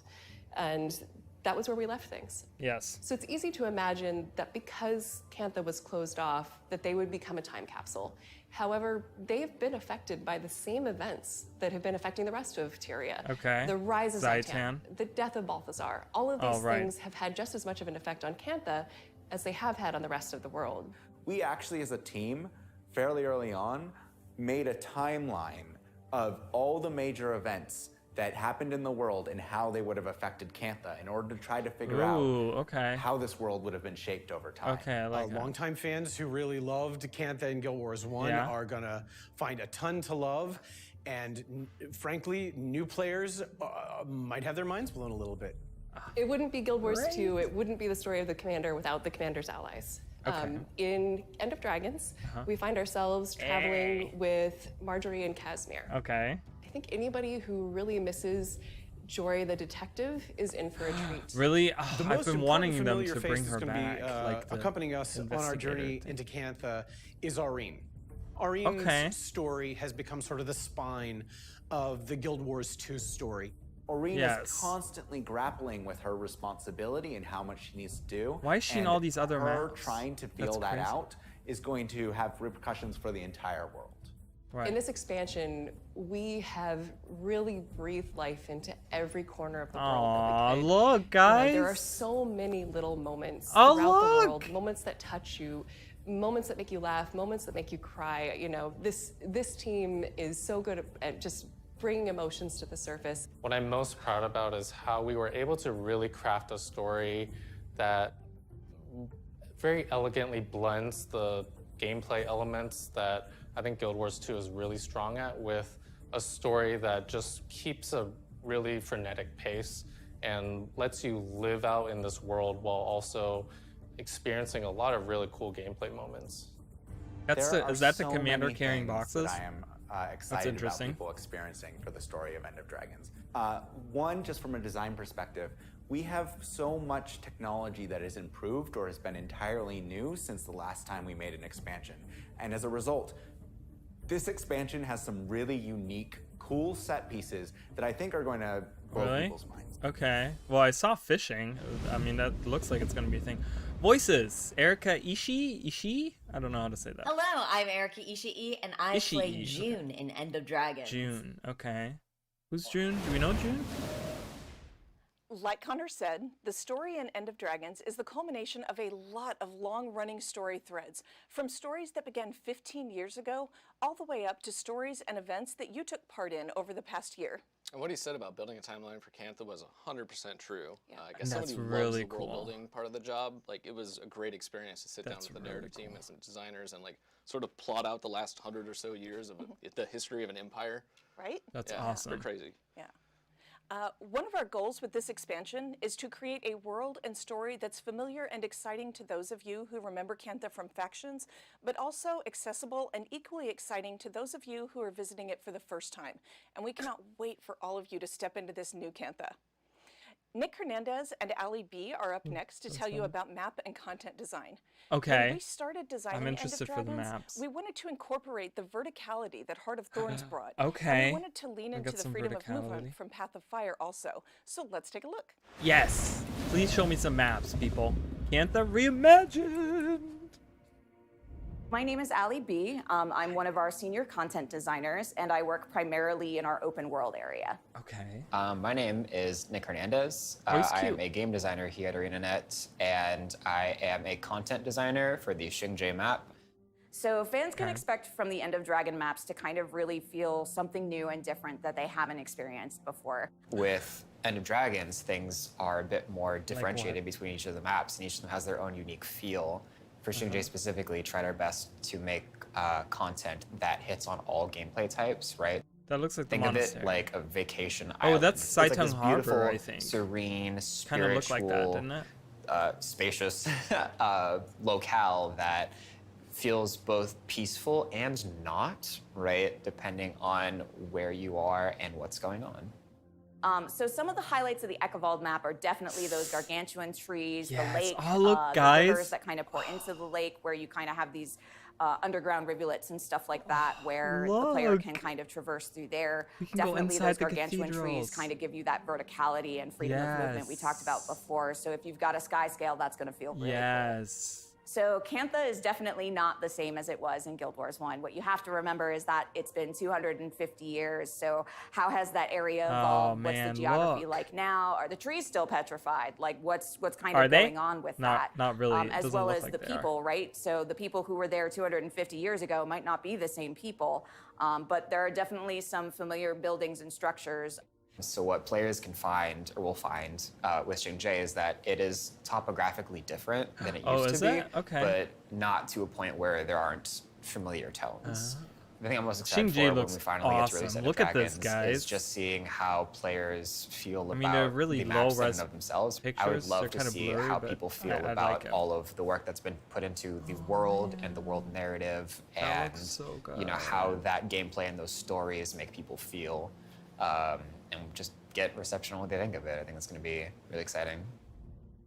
Awesome. Oh my god, that was so cool. Seeing those voices. Noshir Dalal. Hey everybody, I'm Noshir Dalal. You'll be Dalal. hearing me as Detective Rama in Guild Wars 2 End of Detective. Dragons. A detective? Ooh. We hope you enjoyed the preview of Xingje and Ekavald, how the game and game world are different now, and how those changes affect map and content design. And that's Okay. just two of the maps. Yeah. Okay. When we sat down to make End Two of Dragons maps. open world So content, we Xingje and kept Ekavald are- replayability in the forefront of our minds. We want all One the map End of each. Dragons maps to be maps you continue to go to for years to come. Please. They reflect the history that so many of you are familiar with, how Cantha changed while it was isolated, the beauty of the game world, and it's so many things that Guild Wars 2 has to offer. And like Ali mentioned, Okay. these maps are tons of fun to explore, and are especially fun to explore on your mounts. Speaking of mounts, here's another End of Dragons preview for you. A new mount? Oh, the siege turtle! Whoa! I'm Kirk Williford. I'm a senior game designer at ArenaNet and a team lead on End of Dragons. My name is Brian Walter. I'm an animator here at ArenaNet. So Siege Turtle is one of the most iconic and memorable creatures from Guild Wars 1 and Cantha. So when we first talked about a mount for End of Dragons, the Siege Turtle immediately made it on the list, and the team quickly got attached to it. With lasers? Mounts are a defining feature in Guild Wars 2, and with End of Dragons, we wanted to continue that tradition. So the Siege Turtle is our first multiplayer co-op mount. The Siege Turtle being a multiplayer mount means you'll be able to pick up a friend and ride around together, but we wanted to make sure that both the driver and the passenger had something fun to do. It's a perfect opportunity to bring new players into Guns? the game. Guns Since they can on just the ride Siege on the Turtles. back, they don't need mounts previously to enjoy the Siege Turtle. You can pop up your mentor tag and they can jump on the back of your turtle, and you can show them around the maps to areas they haven't seen before. Because Guild Wars mounts, Laser we really put a Siege lot of Turtles? care and Get the research fuck into outta here. getting their behaviors to feel believable and alive. Look, guys. I spent months watching turtle videos while prototyping the animations for the turtle. I turtles love it. eating, I could cry. walking, I love it. Sprinting. Turtles do run. There's videos of it. I've seen them. So my favorite thing to animate on the Siege Turtle was just the simple walk animation. Look. It really got me into the mentality of Donatello. a turtle, watching these giant turtles and how they walk and what their foot placements are. If you actually toggle the walk animation in-game, it kind of maps out to more or less a turtle's walk speed. Oh, I really? actually did the calculation. So it looks like and it the was little oh my picture gosh. of the baby. It looks That's like we like can the grow exact that speed. mount. Perfect. I nailed it. Like it's a smaller mount, When you think and of then turtles, we grow you it don't or really something think to get fast. a seat and So getting cannons. this thing to run over terrain in a fun and rewarding way was an awesome challenge. The Siege Turtle is a personal favorite of mine, and I am incredibly excited to see players be able to hop on one for the first time and really experience the power and awesomeness that is the Siege Turtle. Dude, what? Siege Turtle? Tina Huang? I don't know how to say Hey, it. I'm Tina Huang, and I play Empress Yin and Calidris and Akane and Tengu Reporter and all sorts of other kind of characters that you might meet. Later down the road in Calidris? the Did she say expansion of Calidris? Guild That Wars sounds like a 2 dragon and the name. Dragons. Calidris sounds like a dragon name. Is that a dragon? The Siege Turtle as a two-person co-op mount Dude. is something we're so eager for you to experience in End of Dragons. Yeah, I it's remember Laser several years ago, Blastoise. We had a company-wide meeting to brainstorm what we wanted for the next expansion, and Siege Turtles was one of the very first things called out. We all knew that they needed to be part of Cantha in Guild Wars 2. As a loyal member of the Luxon Armada, I agree. Luxon And Armada, Kirk yeah, wasn't okay. kidding when he said that both the driver and passenger get to participate in the fun. You also may have noticed that the Siege Turtle looked a little more high-tech compared to last time. lasers. Yeah, that's actually a common thread in Cantha.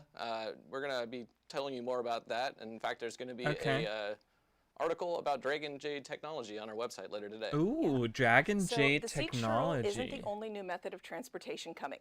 Okay. Kirk still has more to share, so let's see what else he has to tell you all.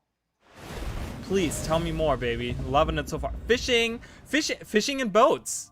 How did we call? How I'm did Kirk you guys call Williford. I'm a this? I senior didn't game call it. designer at ArenaNet, and I'm a team lead on End of Fishing and boats, We've been guys. wanting to put fishing in Guild Wars 2 for as long as it's been around. It just always came down to finding the best time and place.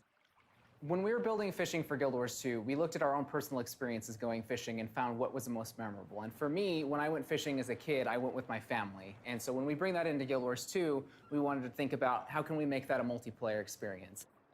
You All can right, I'm fish not off of so high. docks, Oh, but we've I created love skiffs, this. Which allow you to fish around the waters of Tyria by taking your fishing boat and Oh, exploring. I with your love friends. this. Are you kidding me? And We you can wanted take the your waters of friends Tyria with to feel you? as authentic as we could and most lifelike as we could to a real You fishing fucking experience. called it, So dude. there are hundreds of different fish for you to discover in Tyria Hundreds all across of the world. fish, there are guys. so many Hundreds that have of been added to the fish. game, and kudos to that first Fishing and person who finds boats, all of them. dude, on top of Siege Turtles. Including the common goldfish, Wow. as well as the most notorious Do we have koi? catfish in Ascalon, Old I wanna- Whiskers. Oh, really? We can End go of fishing Dragons anywhere. has 5 new Awesome. mastery tracks, including the Siege Turtle, Siege skiffs, Turtle, skiffs, and fishing. fishing, and then two Each more. with their own levels of progression for players to discover Two as more. they explore Cantha. Look, there's that bell from the I'm picture. most excited about the release of End of Dragons for players to really be able to come together and I experience love the the world that we've skiffs, been just creating going in around on the Cantha. water We've on all your wanted to go to skiff Cantha for with the friends. longest time, and the team has done such a kidding great me? job bringing it to life. And I just can't wait for players to see it. Yeah, I can't wait to play it. Are you kidding me right now? Ride Chase? Was a Rechase. I'm Chase, and I voice Chase. Yao, your local, mostly friendly agender engineer. Okay. Like Kirk said, we've been wanting to add fishing for a long time, and we're really happy with how it's shaping up in End of Dragons. The multiplayer aspects, over 200 different kinds of fish, and the ability to fish from 200 docks, kinds of the fish, shore, or guys. skiffs. For all the Skiffs, people by that the love way, fishing. are another of the 5 new mastery tracks that Kirk mentioned, along with siege turtles.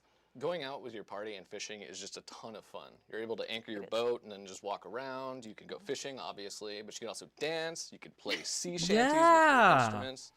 And if you didn't catch it, fishing is not restricted to Cantha. I heard you can that. Fish all over Tyria, and if you Yeah. want to catch every fish in a game, you need to kind of go on a full world tour of fishing. Really?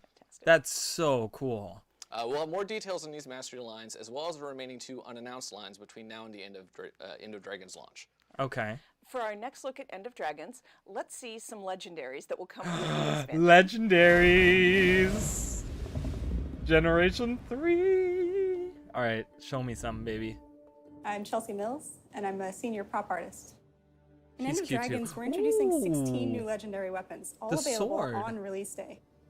This set of 16. legendaries is inspired by the Elder Dragon Arene, who plays a significant whoa. role in the End of Dragons story. Oh, it's like a whole set? From an art perspective, we wanted the legendaries to show Arene's journey with the commander, from the first time you meet her as an adorable little hatchling to Aw. now all grown So up it's like as an our own Arene Elder set, Dragon. legendary set. The precursors represent baby Arene, while the legendaries represent adult Arene.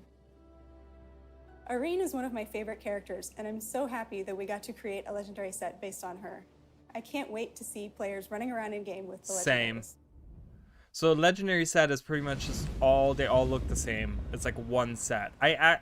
I'm not against Hi, it. I'm Hoshino. I'm voicing Kunavang, and I'm so excited that you Kunavang. guys get to be reacquainted with her. Aww.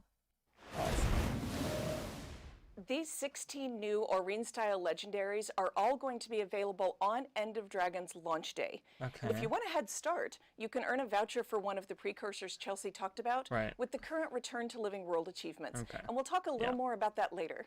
Oh, okay. I am pumped to get these weapons. Yeah. I don't know if I'm Arene's champion. super I should like have legendaries that I make know me look there's the gonna be part. people that don't like having a set that's all the same looking, like all the weapons so next look up, the same. here's But Cameron Rich to talk about strike if they look missions good, I and don't know. encounters. That'd be okay. Strike missions and encounters.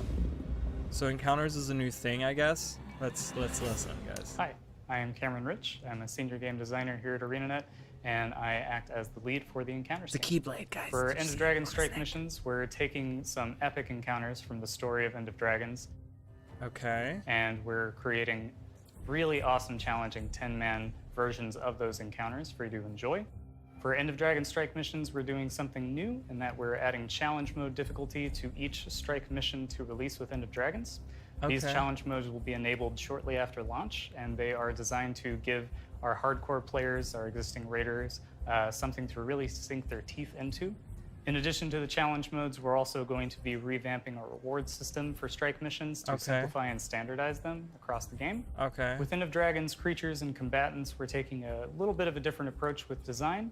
One of the common problems that we're trying to address is coming across a creature that's of a high rank that feels like it just has a bunch more health and a bunch more damage. Okay. So instead, I like this time that. around, you'll That's see creatures awesome, unlock whoever new that is on abilities the as right they there. increase in rank. So if you find a creature on the field that's a veteran, it might be using one set of skills, and if you come across it again and it's an elite or a champion, it'll have unlocked some new skills along the way. Oh, I will like hopefully that. Test That's you really and your cool. strengths as a player. That's I'm good. really, I like really that. excited for fans to get their hands on the strike missions for End of Dragons because there's a lot of surprises that we've been able to put into the design. Lots of opportunity to work together with your friends Okay. to overcome some Get ready really for epic some more bosses. strike missions, guys. I guess I gotta get into strikes. Ike? Ike? Hi, my name's EK. I play Goric, and as you know, Oh, yeah, he's the Goric. best. Of course. And I'm happy to be a part of the cast for End of Dragons. Looking forward to it. We know how many of you are looking forward to taking on some new challenges, and we can't wait to see you tackle these new encounters. You'll find Okay. additional challenge modes and improved rewards. Okay. What you just saw was a sneak peek at some of the maps for the strike missions. We can't show you the bosses or the fights quite yet, as it would be a huge story spoiler, so we look forward to when you discover them in the expansion. Okay, it's story-related bosses. And you can expect okay. challenge mode to live up to the name. Cam and his team are doing an amazing job creating diverse, challenging content. All of the fights are a ton of fun. They're probably some of my favorite things in these games. Really? They cool. are super good. All right, We're also going to meet some familiar enemies from Guild Wars factions, like Oh. Naga, Kappa, and Wallows, all updated for Naga. Guild Wars Dude, 2. I'm so excited for Naga for whatever Reimagining reason. familiar I don't armies know. in Guild Wars 2 was an exciting challenge, and I'm super pleased with the results. The team is also revisiting how we work at scaling creatures. So instead of just getting a bunch of health, they actually get new abilities as they. That's awesome. I like that. So, Andrew, why don't you tell us who we're going to hear from next? You're going to hear from Past Me about guild halls. Past you? What guild halls? We getting a new guild hall. Woo! Isle of Reflection. My name is Andrew Gray. I'm the content design lead on Guild Wars 2. So one of the coolest things about the guild hall is the location we chose. It is some fine beachfront property in the old Xingji Arena. Okay, one of the old most Xingji beautiful Arena, maps guys. in the original game, and it's even more beautiful in Guild Wars 2. And it also has a lot of historical relevance because it was the location that the original leader of the Ministry of Purity was defeated. That's what that island was. Okay, Guild I figured acquisition that's what it works was. similarly to other So guild that little halls garden we were in that you go yesterday, on an guys, that's expedition. what it was. We did build the expedition a little bit differently this time, though, where we focused more on smaller encounters. We made, scaling a big cornerstone of it. Okay. So that even if you're in with a small group, you can go in there and you can defeat it. It's a lot more Awesome. encounter-focused. So That's you're really fighting cool. individual bosses versus like, wow, that's a lot of enemies on the screen. So my favorite highlight is the amount of water in the space. We deliberately chose an island because we wanted it to pair really well with skiffs and fishing, and it really worked out well. So you can go fishing in your guild guild hall. Just a ton of fun to go around with your guildies, going around on a little fishing trip at your guild hall, like without having to leave the comfort of your own guild hall. Nice. And then also there's a really large guild arena that's right there on the beach. Okay. So if you're into like Mai Tai fueled guild pretty. battles, like this is the guild hall for you.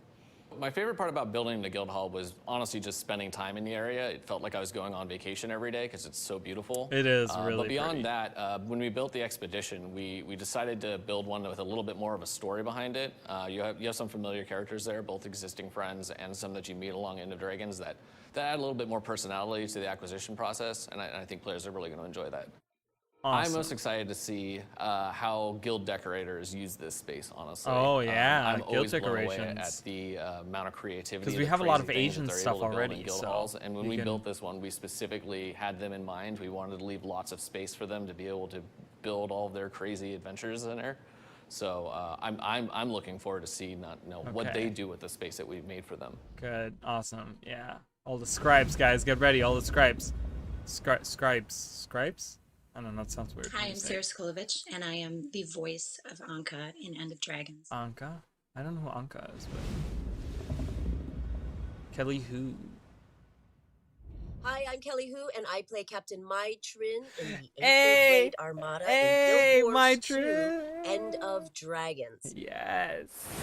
My turn is back, guys. Woo. Good work, Past Andrew. Thank you. Thank you for sharing all of this and getting players ready for their new Canthan Guild Hall. I cannot stress how beautiful this map is. We It's so actually pretty. had somebody return to the company, Darren Claypool of the Township of Claypool fame. Yeah. He came back, and the work he did on this map is just phenomenal.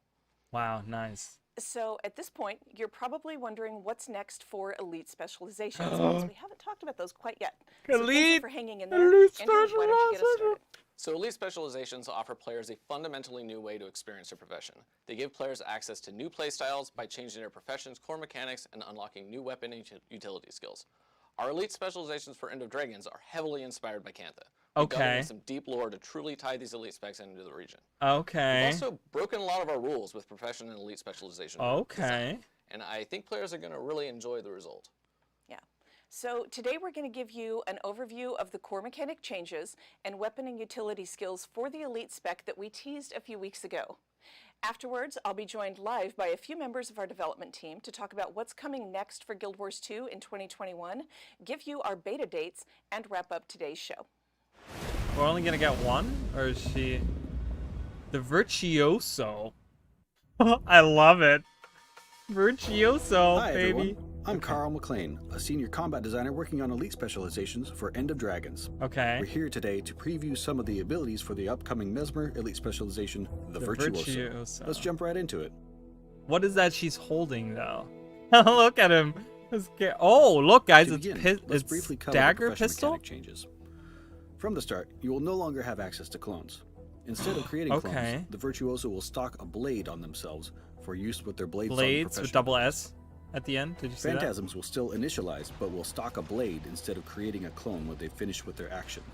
We'll have some brief demonstrations of different ways to gain blades during this preview. It's a dagger. Now, let's go look at the Virtuoso's weapon, the dagger. The first skill for the Virtuoso's dagger is a consistent projectile attack called Flying Cutter. Instead of a payout of a 3 auto attack chain, any target struck by 3 of the projectile launches will receive multiple additional attacks. I love this. Yes. The second skill of this weapon is Blade Call.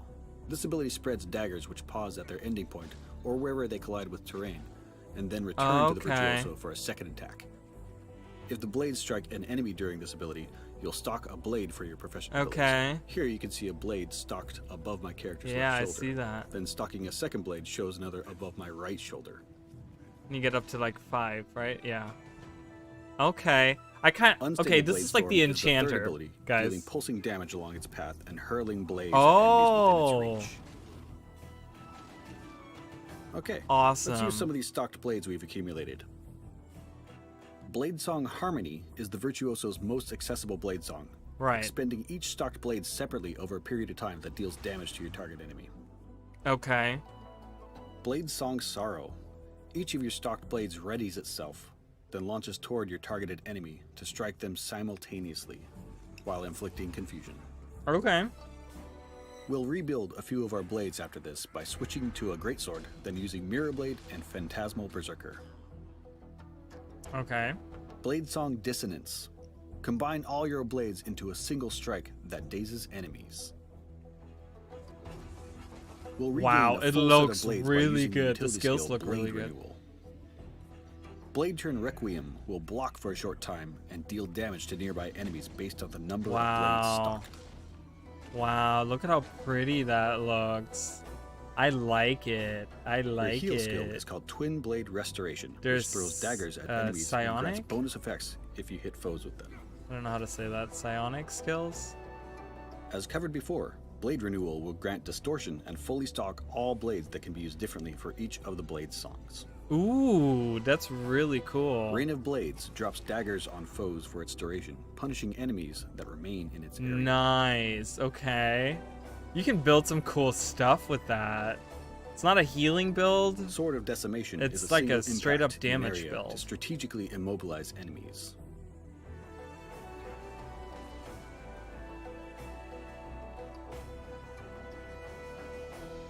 Psychic Force is an area attack around the Virtuoso that pushes enemies away.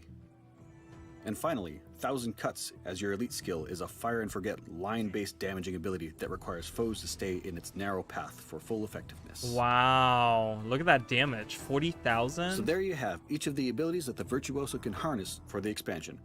We'll cover the traits another time. We're excited to see how the daggers fly when you get your hands on this burly elite specialization. I've been Carl McLean, and on behalf of ArenaNet and really the Skills good. Team, thank you, and we'll see you again soon. All right, Virtuoso gets a dagger. Okay, I don't know if I'm huge on the name Virtuoso, but that looks really good. Debbie Derryberry. That's a Hey cool everybody, name. it's Debbie Derryberry, Oh, it's the voice Tiny. of Tiny, Tiny. your favorite, my favorite. We're so excited to be coming back for End of Dragons. Oh, there's so much I want to tell you. So great. See you there. Yay! Andrew has headed back to keep working on End of Dragons for all of you. Colin has rejoined me, and Colin's- Josh Davis, our head of live operations, is here as well. Okay. Thanks, Ruby. Hello, everybody. It's been a minute. It's great to be back at the studio again, just in time to crash this live stream, and I couldn't help myself. Thank you for crashing. Welcome back. Thank you. So, how about the Virtuoso? Yeah, so like Andrew mentioned before, we've broken a lot of our pre-existing design constraints and rules around elite specializations with End of Dragons, which I think is going to be pretty interesting overall. Yeah. I think the fact that the Virtuoso doesn't have a clone mechanic, which has been a staple of Mesmer gameplay since release, is a bit of a testament to this. You know, for me, Virtuoso feels like an entirely new profession, and I think you're going to see a similar design approach with all of the other elite specializations in the expansion. We can't wait to tell you more about those elite specializations throughout the rest of 2021, along with other End of Dragons features that we mentioned today, like those other 2 mastery tracks. We got off to a great start. Why did she look we over? got to That share was so many interesting. things about the expansion. Colin, you want to give us a quick recap? I would love to recap everything 10 seconds. today. All right. So what have we heard about? Canthan region, we've got a storyline, mysterious Dragon Jade technology, creatures and masteries, new elite specializations, new strikes, each with their own challenge mode, a new Canthan guild hall, fishing and fishing boats, we're calling those skiffs, and 2-player mounts. This is the first time we're adding multiplayer mounts to Guild Wars 2. Dude, that's the thing One I'm of the things most excited about this expansion is it draws on some of the best elements and lessons from our previous 2 expansions. For story, we looked at some of the best things that we did in Heart of Thorns and Path of Fire, and then we brought that approach into End of Dragons, and I think it's the best story we've done yet. And then we looked at replay value. And you know, Heart of Thorns, one of the big things that we've seen comments from our players about Heart of Thorns was they love the amount of replay value that expansion added to the game. And so we've really invested in this expansion in meta events, in our strikes having challenge modes, and having a full set of legendary weapons, the full 16 on launch day, day 1. There's a lot of replay value, and this is about an expansion that you can play for a long time. And we realize that's very important to our players. We also wanted to have game systems that impact not just the expansion, but the entire game. And really to look at the game deeply and systemically as a whole, the way we've done with gliding and with mounts and other expansions. And so with End of Dragons, if you look at the multiplayer mounts, that is an investment in us saying, hey, Path of Fire had mounts. We're going to try having multiplayer mounts with the turtle. I think they're only going to show fishing and multiplayer. I think they're. It's not really a bard though, because none of it is like bardy. Really like you don't. Our mysterious Dragon Jade technology. You'll find out more about that someday. Also has had this approach applied to it. And there's 2 other really big things that we're working on that really play you're really into the loud in story my of this ear expansion. calling right now. For You're a a world loud versus person world like me. players, alliances is a major feature that folks have been waiting for a long time. And it comes in our that's so sad. time frame. And it's a big thing that we know is about systemically approaching ways to improve the game forever for our players. And then the other big one we're investing in is our technology. And by investing in taking the game from DX9 to DX11, and a lot of the things that eventually will come with that, we really want to invest in holistically, how do we make Guild Wars a better game, not just with this expansion, but for the future. Okay. As a final note from me, okay. Though this expansion is named End of Dragons, I want to be abundantly clear, this is not the end of Guild Wars 2. We view End of Dragons as the next big stepping stone for this franchise, and we think the best is yet to come. There is plenty more coming after End of Dragons and Guild Wars 2. We're not going to tell you about any of it today. They already have like had meetings about it, I feel like. But we do have lots for you to pass the time between now and the launch of End of Dragons. I guess they're going to Josh, you're up.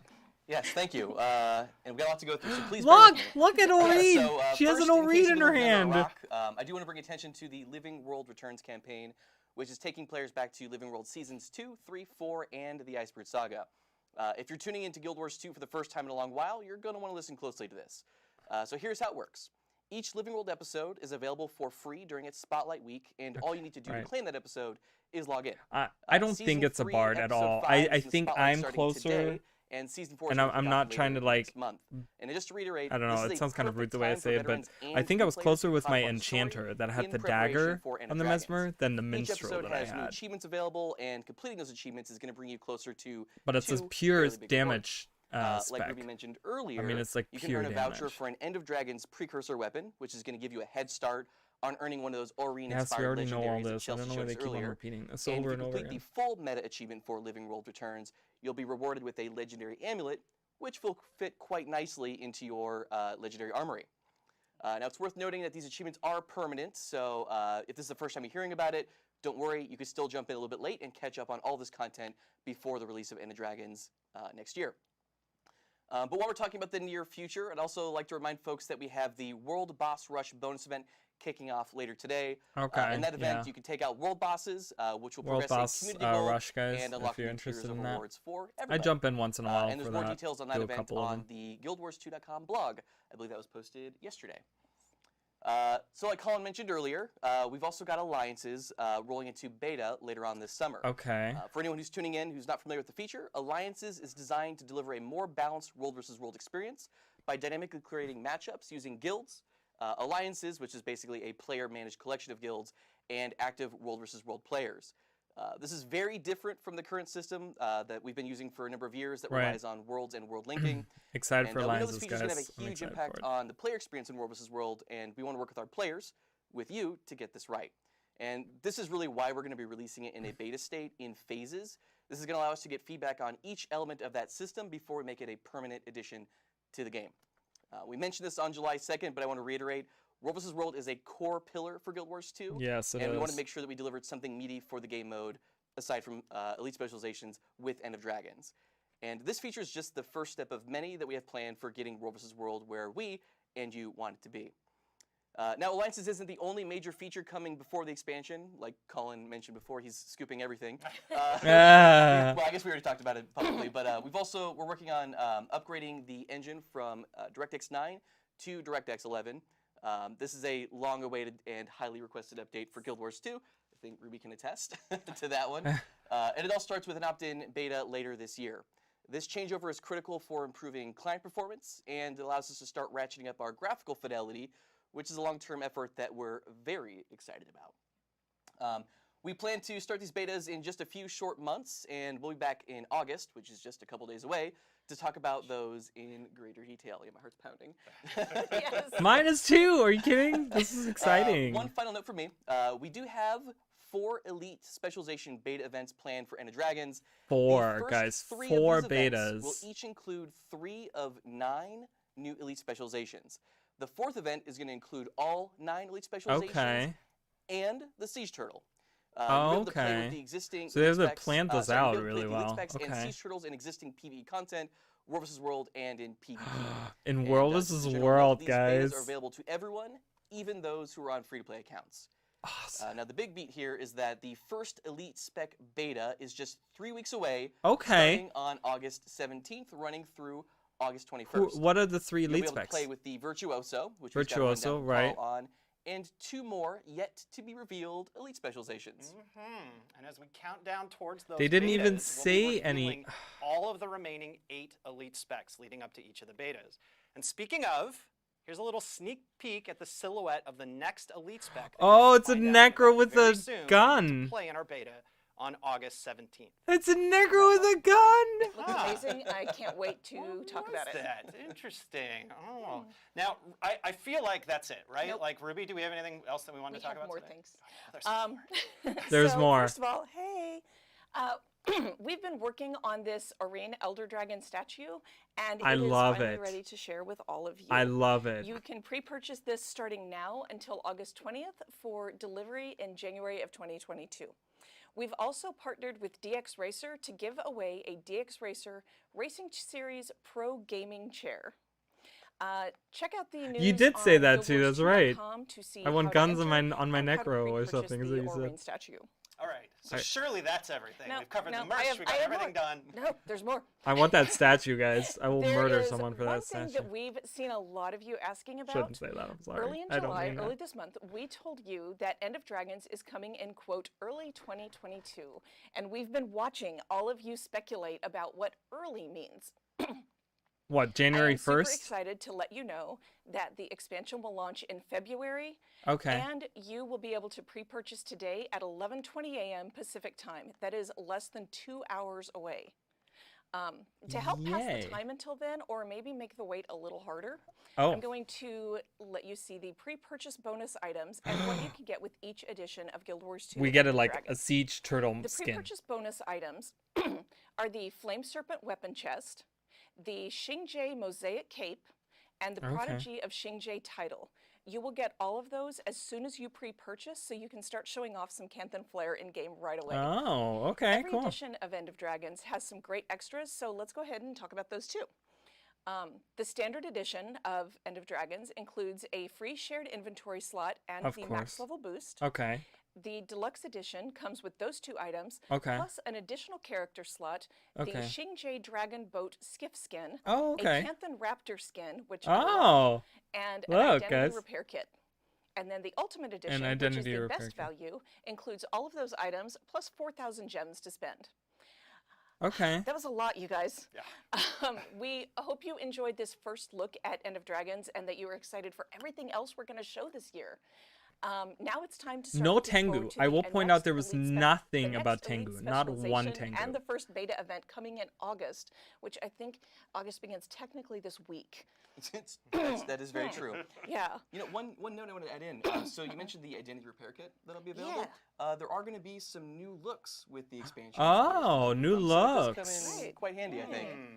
Okay. This is good timing for that. Indeed. Yeah, so don't forget to check out Living World Season 3, Episode 5, which again is going to be free all week. We also have the World Boss Rush event starting today, and the World vs. World Bonus Experience Week is actually active running until Friday of this week. My visa's ready. Mine isn't. Dragons at Mine isn't 11:20 yet. a.m. Pacific time today. Go pick it up, go in game, and show off your cool flair. Thanks for joining us. But I do need that everybody. statue. Thank you all for joining They us. didn't give you a prize on the statue because See it's ya. probably an arm and a leg for that stupid statue. Are they just using the same? Is it the same trailer? Let's rewatch the trailer, guys. Let's watch the trailer. Let's pay attention. Here's Oreen. I'm gonna comment as we walk through here, okay? Because we, you know, I'm gonna watch it any. Like a song, half remembered, a tune without words to carry it. So Oreen is communicating with someone through the mists. I know you, and yet I don't. You will soon, little one. Sounds like mother, right? Just an echo in the mist. Sounds like mother to me. A possibility. A possibility? Look around us. Your children would be trapped in the past if not for me. Their worlds are carved from the jade that I gave purpose. So this. I promised them a future.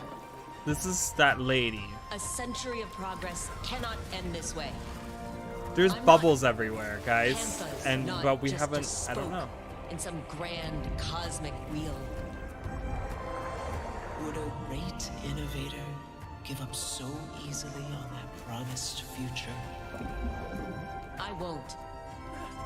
I'll find a way to save us all. I'll find a way to save us all. So she. Is that Soja? Does that look like Soja?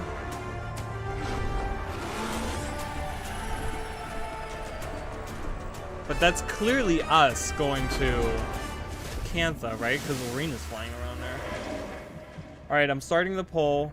Again, they only give me 4 options, really, so I didn't really pick out the best. The future is out there. What are we waiting for?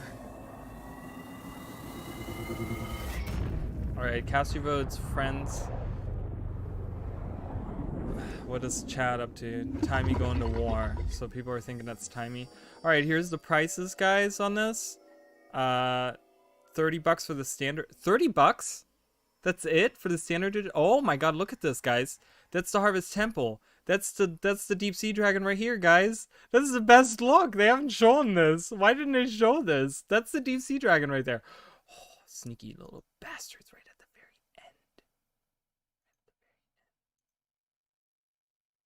end. Echovald? Why? Oh, there's something going on in chat where everyone's like, Echovald. Are they voting on something? Are we voting on something? What are they voting on? I don't know what they're voting on. Cast your votes. Everyone in YouTube chat, you can cast your vote. Someone won. There was someone you could win. Whatever. Who cares? Wow. Wow. I'm gonna mute this here. I don't know who that is, but hi partner. Hi Arena partner friend.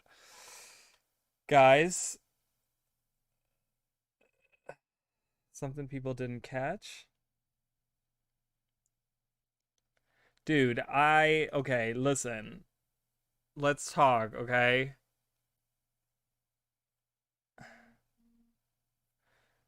I kind of caught that because they were like, we're gonna tease them like going up into like End of Dragons or whatever. But did they say when though? Did I miss when they're gonna do that?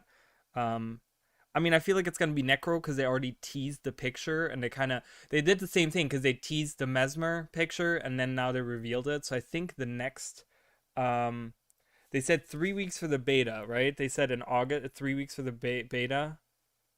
Man, okay, so. Whether they want to work in games or work in illustration, any of that stuff. So I worked up some sketches while I was watching everything being shown, so I kind of started prepping maybe some like He sketched that while they were talking? He's a so I think we're gonna freaking get someone- genius. All right, I'm not gonna listen to him. We can kind of watch his stuff in the background there. I want to talk.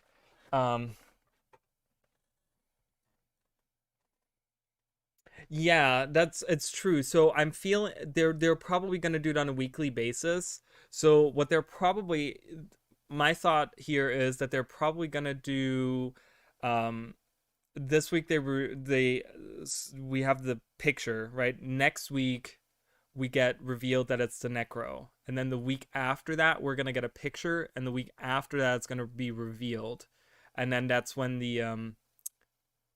when we have, like, I don't know, it's either that week or the week after or whatever that we have the beta. They usually do betas on the weekends, so they might like reveal it on Tuesday who the last one is, and then do a beta weekend. Because they want as many people playing as possible, I think. So they'll probably do it for a whole weekend. I mean, they seem to have like thought about the actual like timeline of everything, how they release everything very well, because I think they didn't want to run into how Pacifier was like, okay, here's all the information and it's coming out in a month, and then versus how we had a content drought before Heart of Thorns. I think they wanted to do like, okay, we can do a 6 months period, but we gotta space out the information that's coming. We gotta space out the beta events and stuff. We gotta like space all that stuff out.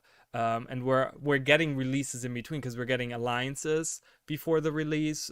You know, we're getting previews of like, you know, fishing and the siege turtle with the last beta and stuff. So yeah. So I think they like planned this carefully on how it's gonna go, but I think we're gonna get it like, because they're saying 3 weeks, so I think they're gonna take it. And his little lights in the back are really cool. I just keep on getting distracted by them changing. But I think it's gonna be that they, in between each of the beta events, they're always going to reveal those 3 that we're going to play. So we're going to get those, like, each week we're going to get like a picture, and then the week after they're going to reveal what the picture is on a new blog post or whatever, and then they're going to do this. Because they used to do the weekly thing, if you guys remember, for Heart of Thorns, they used to do the weekly reveals. They used to do weekly stuff. Oh, really? You weren't excited for it? I mean, I'm excited for Lost Ark myself. I really am.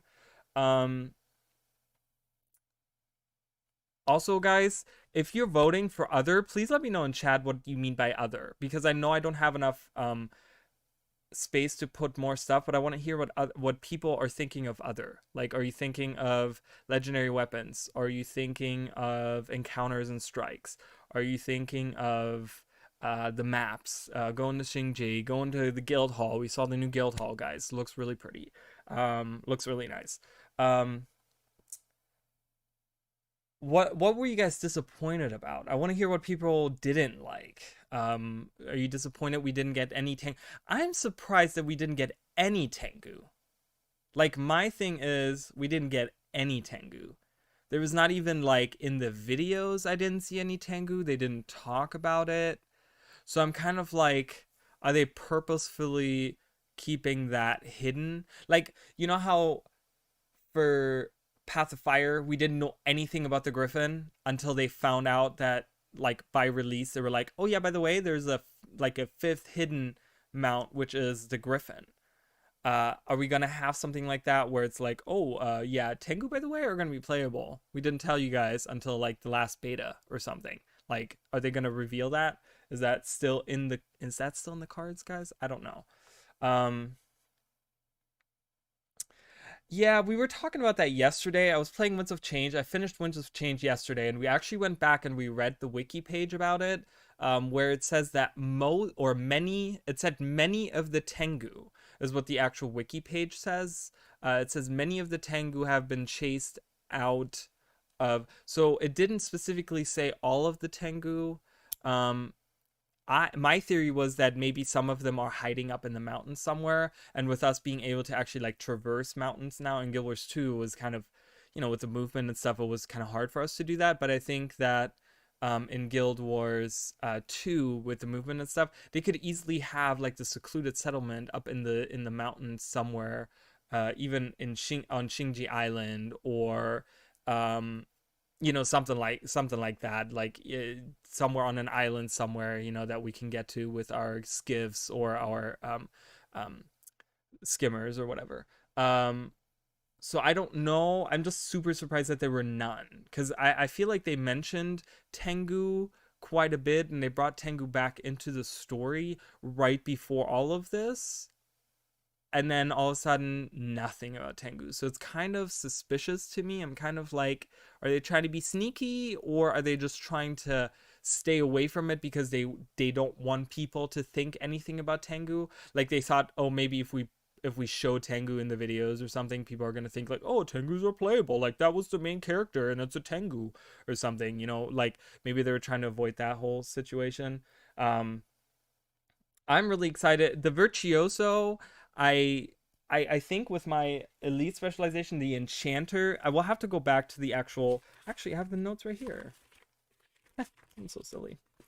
Let me actually look at what I had for the Enchanter, because I want to know. So I had a dagger or a double dagger. I had I had it where it like heals. I still had it as a healing spec.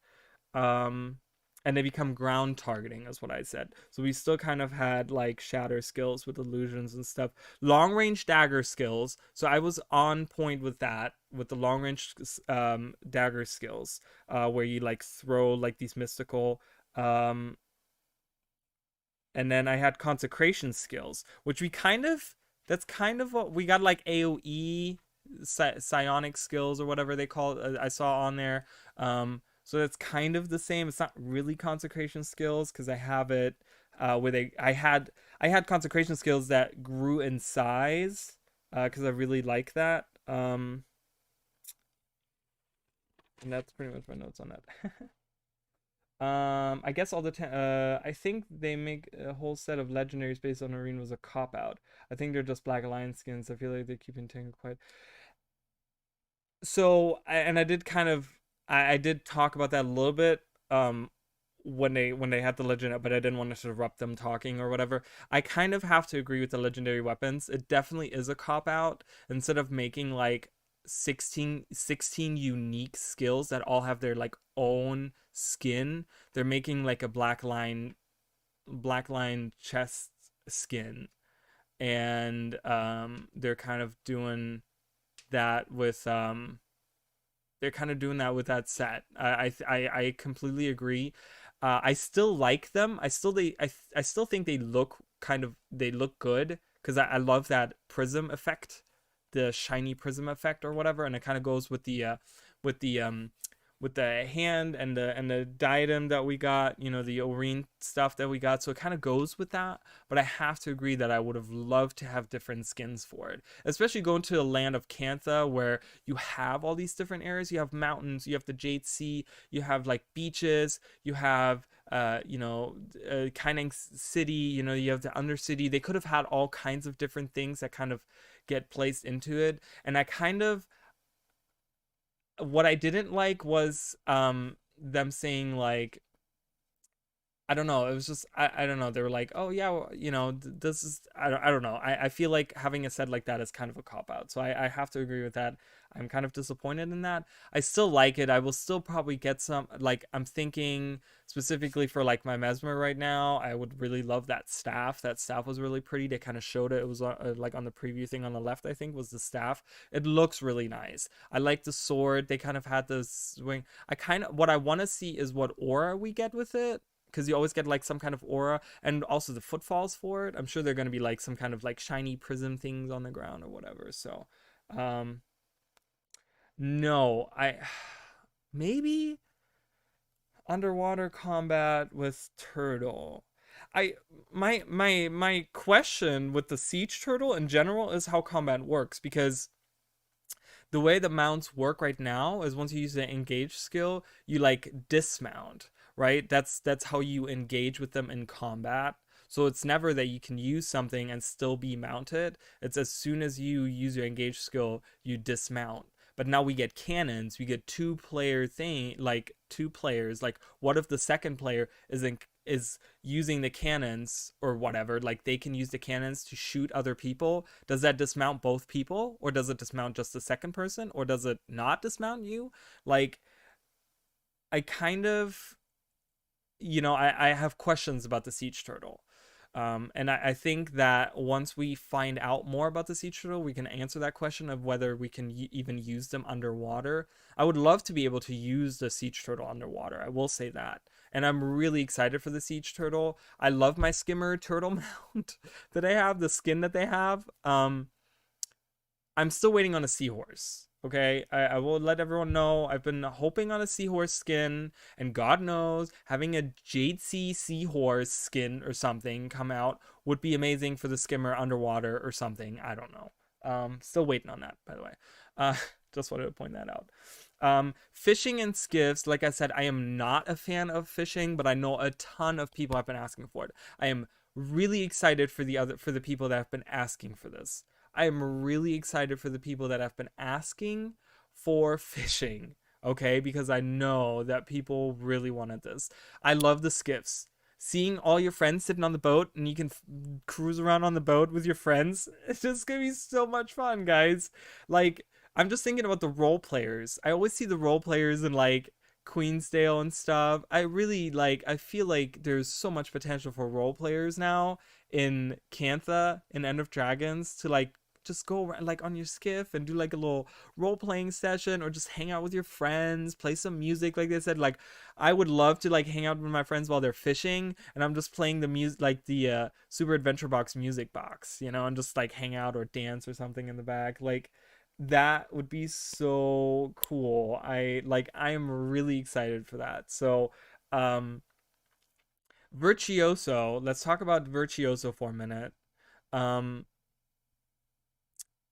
I think, I mean, I did talk a little bit. We kind of talked about the skills and stuff like that. I really love the skills. My thing is, and it's kind of, I think, I don't know. We'll have to see we'll have to look at the other elite specs, because my issue is that I feel like a lot of stuff is, they're trying to be even shinier and even more like, bam, it's in your face, because everything was so glittery and pretty. And I get it that it was the Mesmer and stuff. I just, you know, I feel like we get a lot of stuff that's inspired by Oreen now, which is prism and crystals, and everything's pretty and shiny and stuff.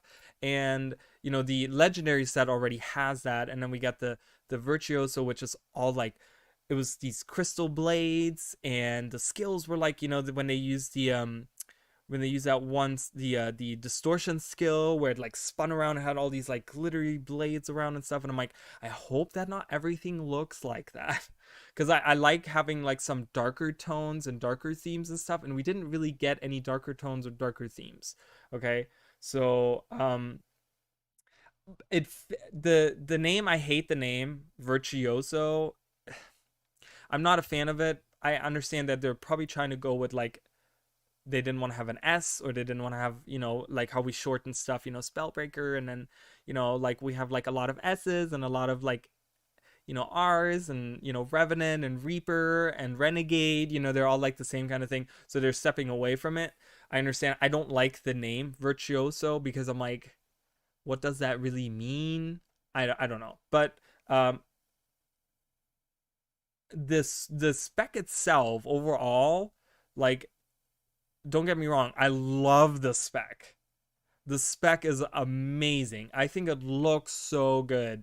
I'm glad that they have a long range dagger. I've been asking for a long range dagger. That's the reason I made the enchanter as my elite spec, because I want to have a long range dagger, and the Mesmer is perfect for it. And the skills look really cool. Just the 1, 2, and 3 skill on it, man, it looks so good, because you send those like pink blades out and stuff. And yeah, it looks really, really good. I'm really excited for the Virtuoso, you know, whatever. I don't like the name.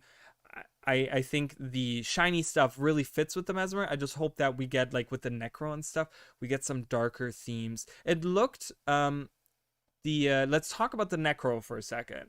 So we got the picture with the gun. That's all we really got. But it looked to me a little bit piratey. Does anyone else get that feeling that it looked a little bit like a pirate? I got kind of like a Mad Hatter / pirate vibe from it, with the weird hat, that the picture. It was clearly an Asura, because I was using Asura from the Necro, you know, on the art and stuff. So, but I kind of got that like that feel from it. It was like piratey, kind of like Mad Hatter kind of vibe.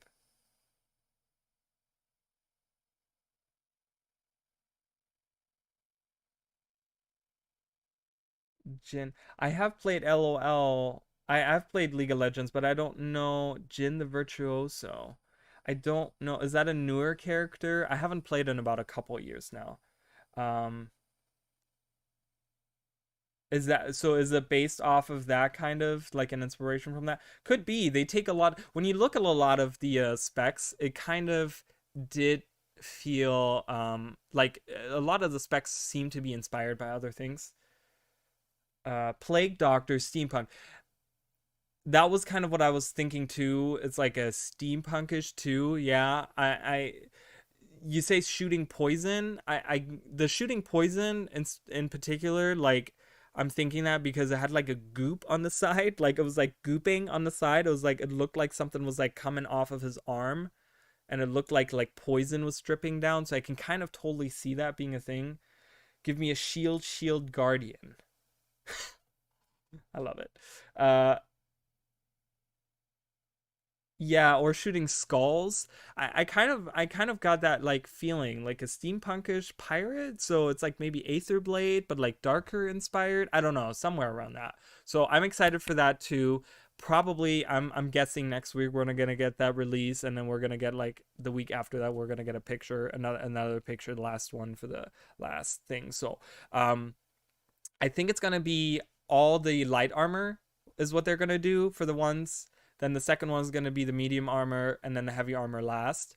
I'm thinking because they revealed Mesmer as the light armor, and then they showed the Necro, and it's also light armor. So I'm thinking they're doing all the light armors. So we're probably, I don't know, I'm guessing if they're going with that theme of the Elementalist next. So get ready for that.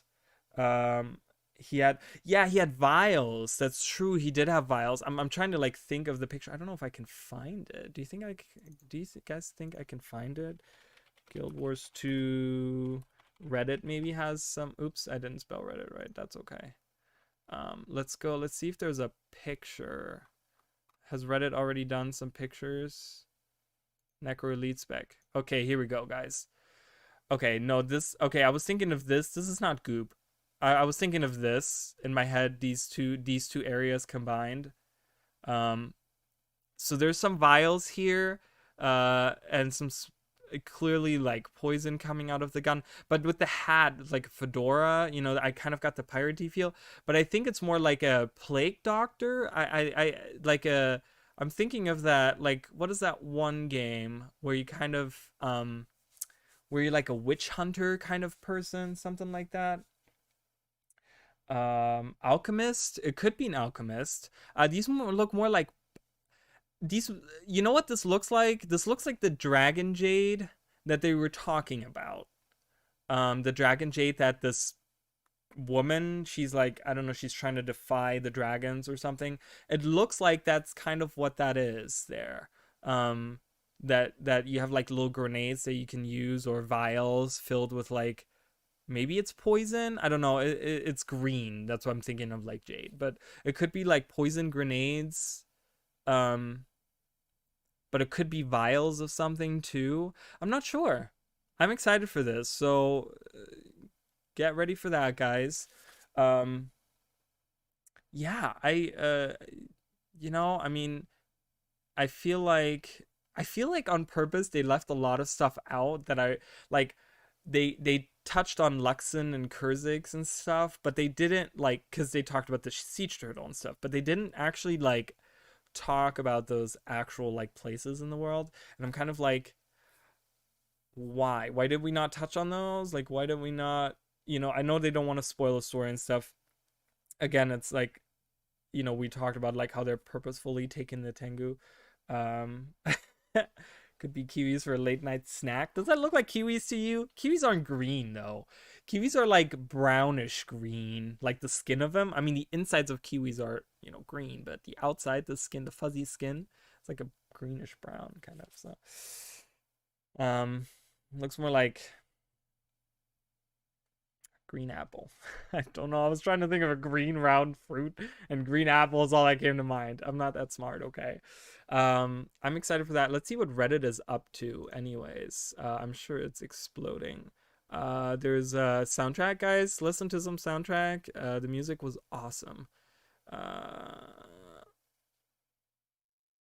So my girlfriend found this boat. This is really interesting. Found this boat that moves around, and now we actually have this boat on the Sandswept Isles. This was the predecessor to skiffs. I can tell you that right now. Peeled. It's peeled. He keeps peeled kiwis on his Oh wow, look at this. World of Warcraft has Guild Wars 2 just literally beat World of Warcraft. That's interesting. No mention of raid. New strike missions. We did get, so someone made a bingo card. Let's go through. Siege Turtle Mastery, fishing. We don't know how many maps. We don't know Ranger, Land Spears, we don't know. Player housing, no. Dagger Mesmer, yes. Boom, we got that. Colin Smile, there was a ton of that going on. Henchman system, that was a no-no. That was a no-no. That was a no-no. News voice actor interviews, they didn't do that as well. A new form of PvE instance content, we have that. They called that encounters, and I don't really know what that is. Ships, sailing, we did have that. The whole announcement is pre-recorded in less than 30 minutes. That is not what happened. It was longer, and I don't think it was pre-recorded. Sword Necro, that's actually not happening. A lot of people were like, this is confirmed. I had so many people, guys, approach me on my videos, on my streams, and they're like, this has been confirmed. There was a leak about a Sword Necro, and people were like, don't look at the leaks, don't look at the leaks, because they're leaking a Sword Necro. And now we see a gun on a Necro. I'm not sure what these leaks were, but they were clearly wrong. I mean, it's true, but you could eat the kiwi with the skin on it too. Just bite into it. So 10-minute recap. I mean, that was a 40-minute recap, guys. And she was going through the story fast, but we went through so much in Guild Wars 2 already. There's so much she had to get through. She did really well. I don't know her.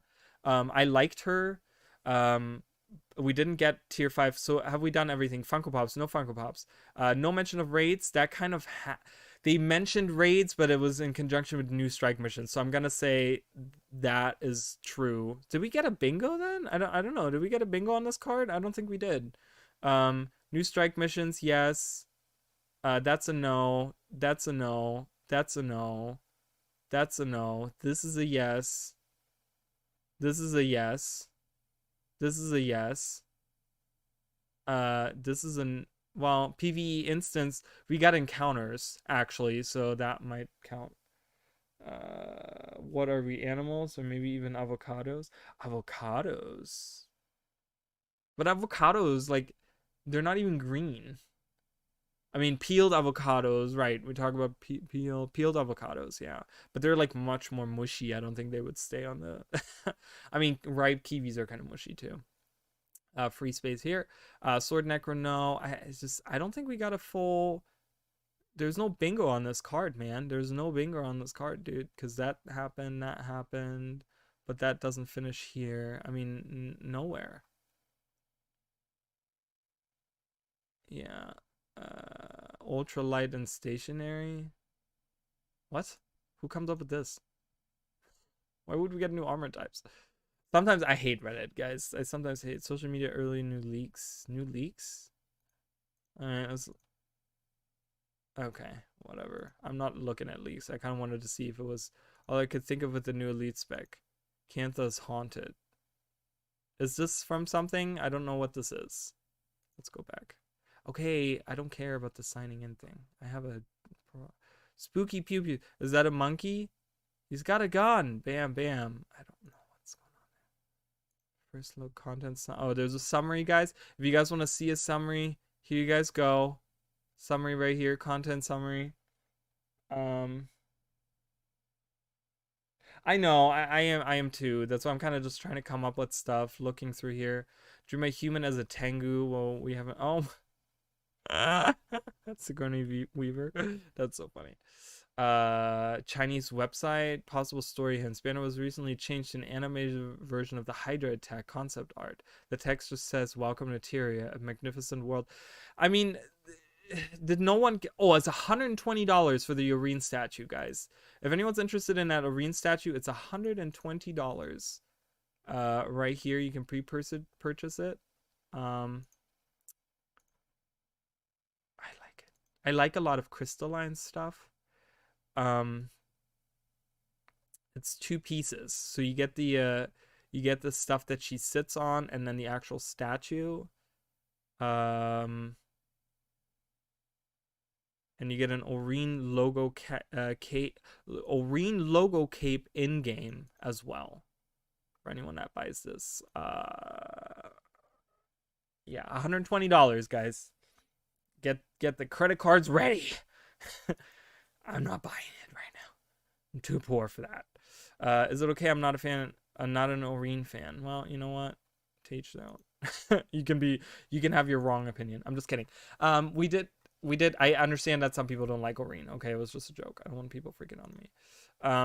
Let's see how this guy's doing on his picture. He's doing great. It's all black and white, so I don't know. Is he gonna add colors? I'm not sure. So the picture at the very end, I can't believe that that's what I was kind of looking for on Reddit. Can I? Is there a way to look at this stream? Go back. I wanna go back. Go where's 2? Can I go back? I can. No, I can't. Can I do this? Videos. First look. Oh, this was the thing. Where's your... What the hell? It's not on here yet? Why is it not on here? Yeah, I'm gonna have to save for that one too. Okay, she did a great job on the recap. I want to see I want to go back to the picture at the very end. Did you guys see that picture at the very end? I can't believe that they don't have that on there yet. Is it gonna take a minute to render and then upload on there? I guess someone made a bingo card. I didn't make a bingo card. I think bingo cards are dumb. Oh look, it's Bog Otter is online live right now. Mighty Teapot, of course, is online. Everyone's online, guys. Muck luck. Cool. Let's go back to what's going on live. Where's the live? Can we go? I want to go to the actual. Whatever. I messed it up. That's okay. Let's go back to Reddit, I guess. Yeah, I don't know, guys. I don't have much more to say right now, unless people have something that I haven't touched on stream-wise. Oreen-themed legendaries are pretty much glorified Black Lion chest skin set. They literally took away the personality, delivered the most lazy way, tying it to Oreen. Yeah, this was the worst part. That's what I thought. They rather design boats, and now people are complaining that we're designing boats. Okay, I don't know. I agree, like I said, but memes for if Ellie gets a cool weapon, memes for if Ellie gets pistol or mace. Breakbar tutorials, we're still on that. I just released a video on that. I think it's dumb, but whatever. New guild missions. We're not getting new guild missions. There's nothing about that. Guys, I think it might be a tampon? Is that the joke here? Not very funny, but whatever. Yeah, so... Well, we did get a new instance on this. The encounters, they kind of had that. Colin Smile. I love how, like, the cross through there is, like, thicker than the rest of them. Because the Colin Smile was, like, there the whole time. It was great. Yeah, man. I don't know what else to say. So overall thoughts, I think that the stream was pretty good. They knew what to hit on. I think they knew exactly what to kind of go for, and they knew what people were asking for, but they also kind of, I feel like they reserved a lot of stuff. I think they kind of did not touch on a lot of things on purpose because they want us to not have a content drought. They want us to every week, like they used to do the blog post for Heart of Thorns, they're probably going to give us every turtle made it to the water. I love this right here. I think every week they want us to like get something new, get some new information, have something new that they can reveal. And I think we might still get like a couple surprises. I don't know if we're going to get major things. Of course, we're going to get elite specs. I'm disappointed they didn't show at least like a picture. You know how they have the pictures of like all of them together? Like just showing that for a second. I don't know. I don't know. I know that would have kind of like spoiled the weapons and stuff, but I wish, I don't know. I get the strategy because I feel like what I talked about is like the strategy they're going for, where like they show the picture and the next week they reveal it and then they show another picture and reveal it and blah blah blah and work through. But yeah, I was hoping to get, because they were talking about like, oh yeah, we're gonna get a first look at elite specializations. I'm like, okay, well you showed us 1 out of 9, so I'm kind of like, you know. So, but it wasn't bad. The music was really good. I liked the new areas. Some of the videos were like low res when they showed it, so I think they're gonna look much better in game when we go in, because they looked not very crisp. And I was like, is something going on with my screen? But then they would go back to the people, and then the people looked fine. Like they were like high def, you know, but then the in-game stuff was like kind of like not that crisp and not that great looking, which is fine, but you know, it's still in development, I guess, whatever. So, but it looked really nice. I'm excited for Xingji. We're a lot of like cherry blossoms and stuff, which is like the staple for like Japanese stuff and stuff. So that's cool. I'm excited for that. Siege Turtle has me excited the most, I think. Siege Turtle, 100% from this, like, Siege Turtle, I'm like, what? I love turtles. They're cute. And it's a 2-player mount. What? So, yeah, not much else to say. I'm gonna, not everyone voted in the YouTube vote, but that's okay. Siege Turtle is what apparently everyone else is most excited for. Fishing and skivs. The legendary weapons, I want to, you know, I kind of see why people, and you know, now that I think about it, the sword that they showed, it kind of looks like some of the swords we already have. It reminded me of the glacial sword, because it's like a rapier, but it has like a thicker like handle, and it kind of looked like that. And I'm like, we kind of have a skin that kind of looks like that already, so I don't know if they can make it. Well, like I said, so I think what they're gonna do is, they're gonna do light armor skins. So I think it's gonna be, so we got the Mesmer, we're gonna get the Necro, and then we're gonna get Elementalist, and then I think, so that's the light armor professions. That's gonna be the first beta.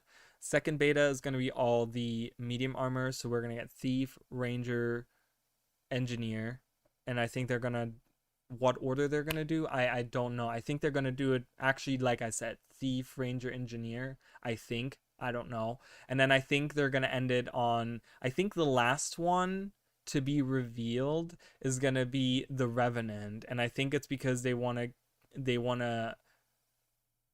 you know, we're gonna go to Guardian, Warrior, and then Revenant. And I think Revenant will be the last one because it's gonna be some kind of legend that we know from Guild Wars 1, and it's gonna be like a little bit of like a cool, we have all the elite specs revealed, but it's also like the Revenant has a person that they're channeling that we know, or that we like interacted with, or it's in the lore or whatever, and they kind of like want to hype it up even more. Yeah, so we're on the same page there. Yes, so we're on the same page there. That's exactly how I think that's gonna be. So it's gonna be light armor, medium armor, heavy armor, and yeah, and then we're gonna get one with the fishing and the skivs and the siege mount, siege turtle mount, for the last beta. I'm excited for the betas. I will be streaming the betas if we're allowed to. Are we allowed to stream betas usually? I have never streamed betas, so I wouldn't know. I guess I will have to wait to see. I think it'll be fine if we can stream those, because I want to hang out with you guys and I want to do that stuff and I want to watch. So I'm gonna end the poll here. because I think it's pretty obvious that we're all excited for the Siege Turtle. Still, they didn't really show. They showed. It's interesting because they showed the Siege Turtle with the like bad girl, with the villain, this lady that has the dragon jade, that she's like a technological, like she created it, and she seems to be like the bad person or a bad person maybe. And it seems to me there's not a lot of like Army of Purity unless she is part of the Army of Purity or whatever, Minister of Purity. Is the random merchant from Kaineng? Who? Which random merchant? But I think that the bad lady, what was I talking about? Siege turtles? Oh, yeah, they showed her sitting on the Siege Turtle, right? That's the first picture they showed, and she had like lasers on hers. But then when they showed the like, when you look at the like in-game model where it was like walking, they showed the walking animation with the cannons. It looked like cannons. It didn't look like lasers. So we might be like able to, and like I said, and then they showed the little baby one. So I think it's gonna be like a beetle progression thing, or like a sky skill progression thing, where we have to have like, you have to hatch it, not, or you know, well, turtles do hatch from eggs. So hatch the egg, we get an egg, or we have to hatch it or something, and then we have to, it's like a progression thing where it like grows up the more, and I love that. Like it's almost like raising your own turtle, I think, and it's going to get bigger and bigger and bigger, and the last stage is going to be where we get to have 2 people on it. So it's going to be like baby mount, which is kind of slow maybe, and we can ride it, and then the second one is like almost like an adult one, and we can take it like a little bit faster, or we get like encounter ability or something, like we get our like 1 ability with it, and then we're gonna get a bigger turtle, like an elder turtle, which we can then have another, or maybe it's gonna be, that's when we get the cannons on it, and we can use the cannons, and then the last step is gonna be where we get another person, like another seat, because it's big enough now to have a second seat. So to remind us to buy A-Net Merchant. Is it gonna be the guy that's tried to sell us Funko Pops last time we had an audience, and he would be like, Funko Pops? No, thank you. I don't own not one Funko Pop, and you can hate me for it. I don't care. Maybe it's bound to character race. What weapons? Oh, okay. Interesting twist. So depending on what your race is, that would be interesting.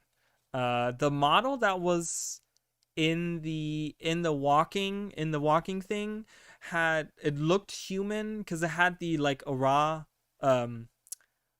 not the ore temple armor with the spikes coming out of the shoulders. It was like had the heavy armor. It looked human. I don't know. I one thing that I kind of hate about the Char is, and maybe even to extent the Norn, they feel kind of big on their mounts. Like when I see Ridlock on a raptor, I'm like, this looks hilarious because this cat is sitting on this raptor and it's like way too big. But I feel like it'll look really nice on they look like the bigger races will look really cool on Siege Turtles because they're going to be like much bigger. So I'm really excited to play like other races as well with that. And I don't have, I think I have like 1 Char. I don't know. But yeah, so man, that was a lot of stuff going on there. So I'm gonna end the poll here. All right, so the poll has finished. We're excited for the Siege Turtle, which I'm my most excited about as well. I think people are not paying enough attention to the skiffs.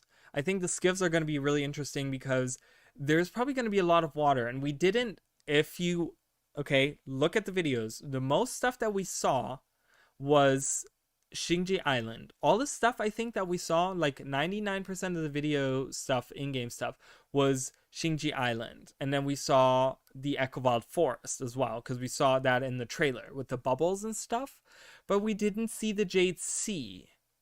Okay? I will point that out. There's no Jade Sea. And I don't know. And then we have the Dragon Jade going on.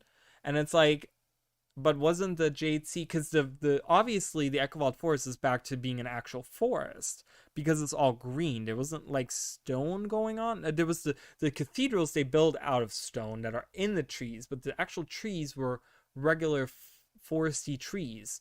So is the Jade Sea not jade anymore? Because then we can use our skiffs to go fishing everywhere. And is there going to be a lot of underwater? Is that why they didn't show us the Jade Sea? But it's going to be great. Just imagine you can invite your friend to come and join you in Guild Wars 2, and you can have them sit on your mountain, and you can take them around the world. And you can be like, join me.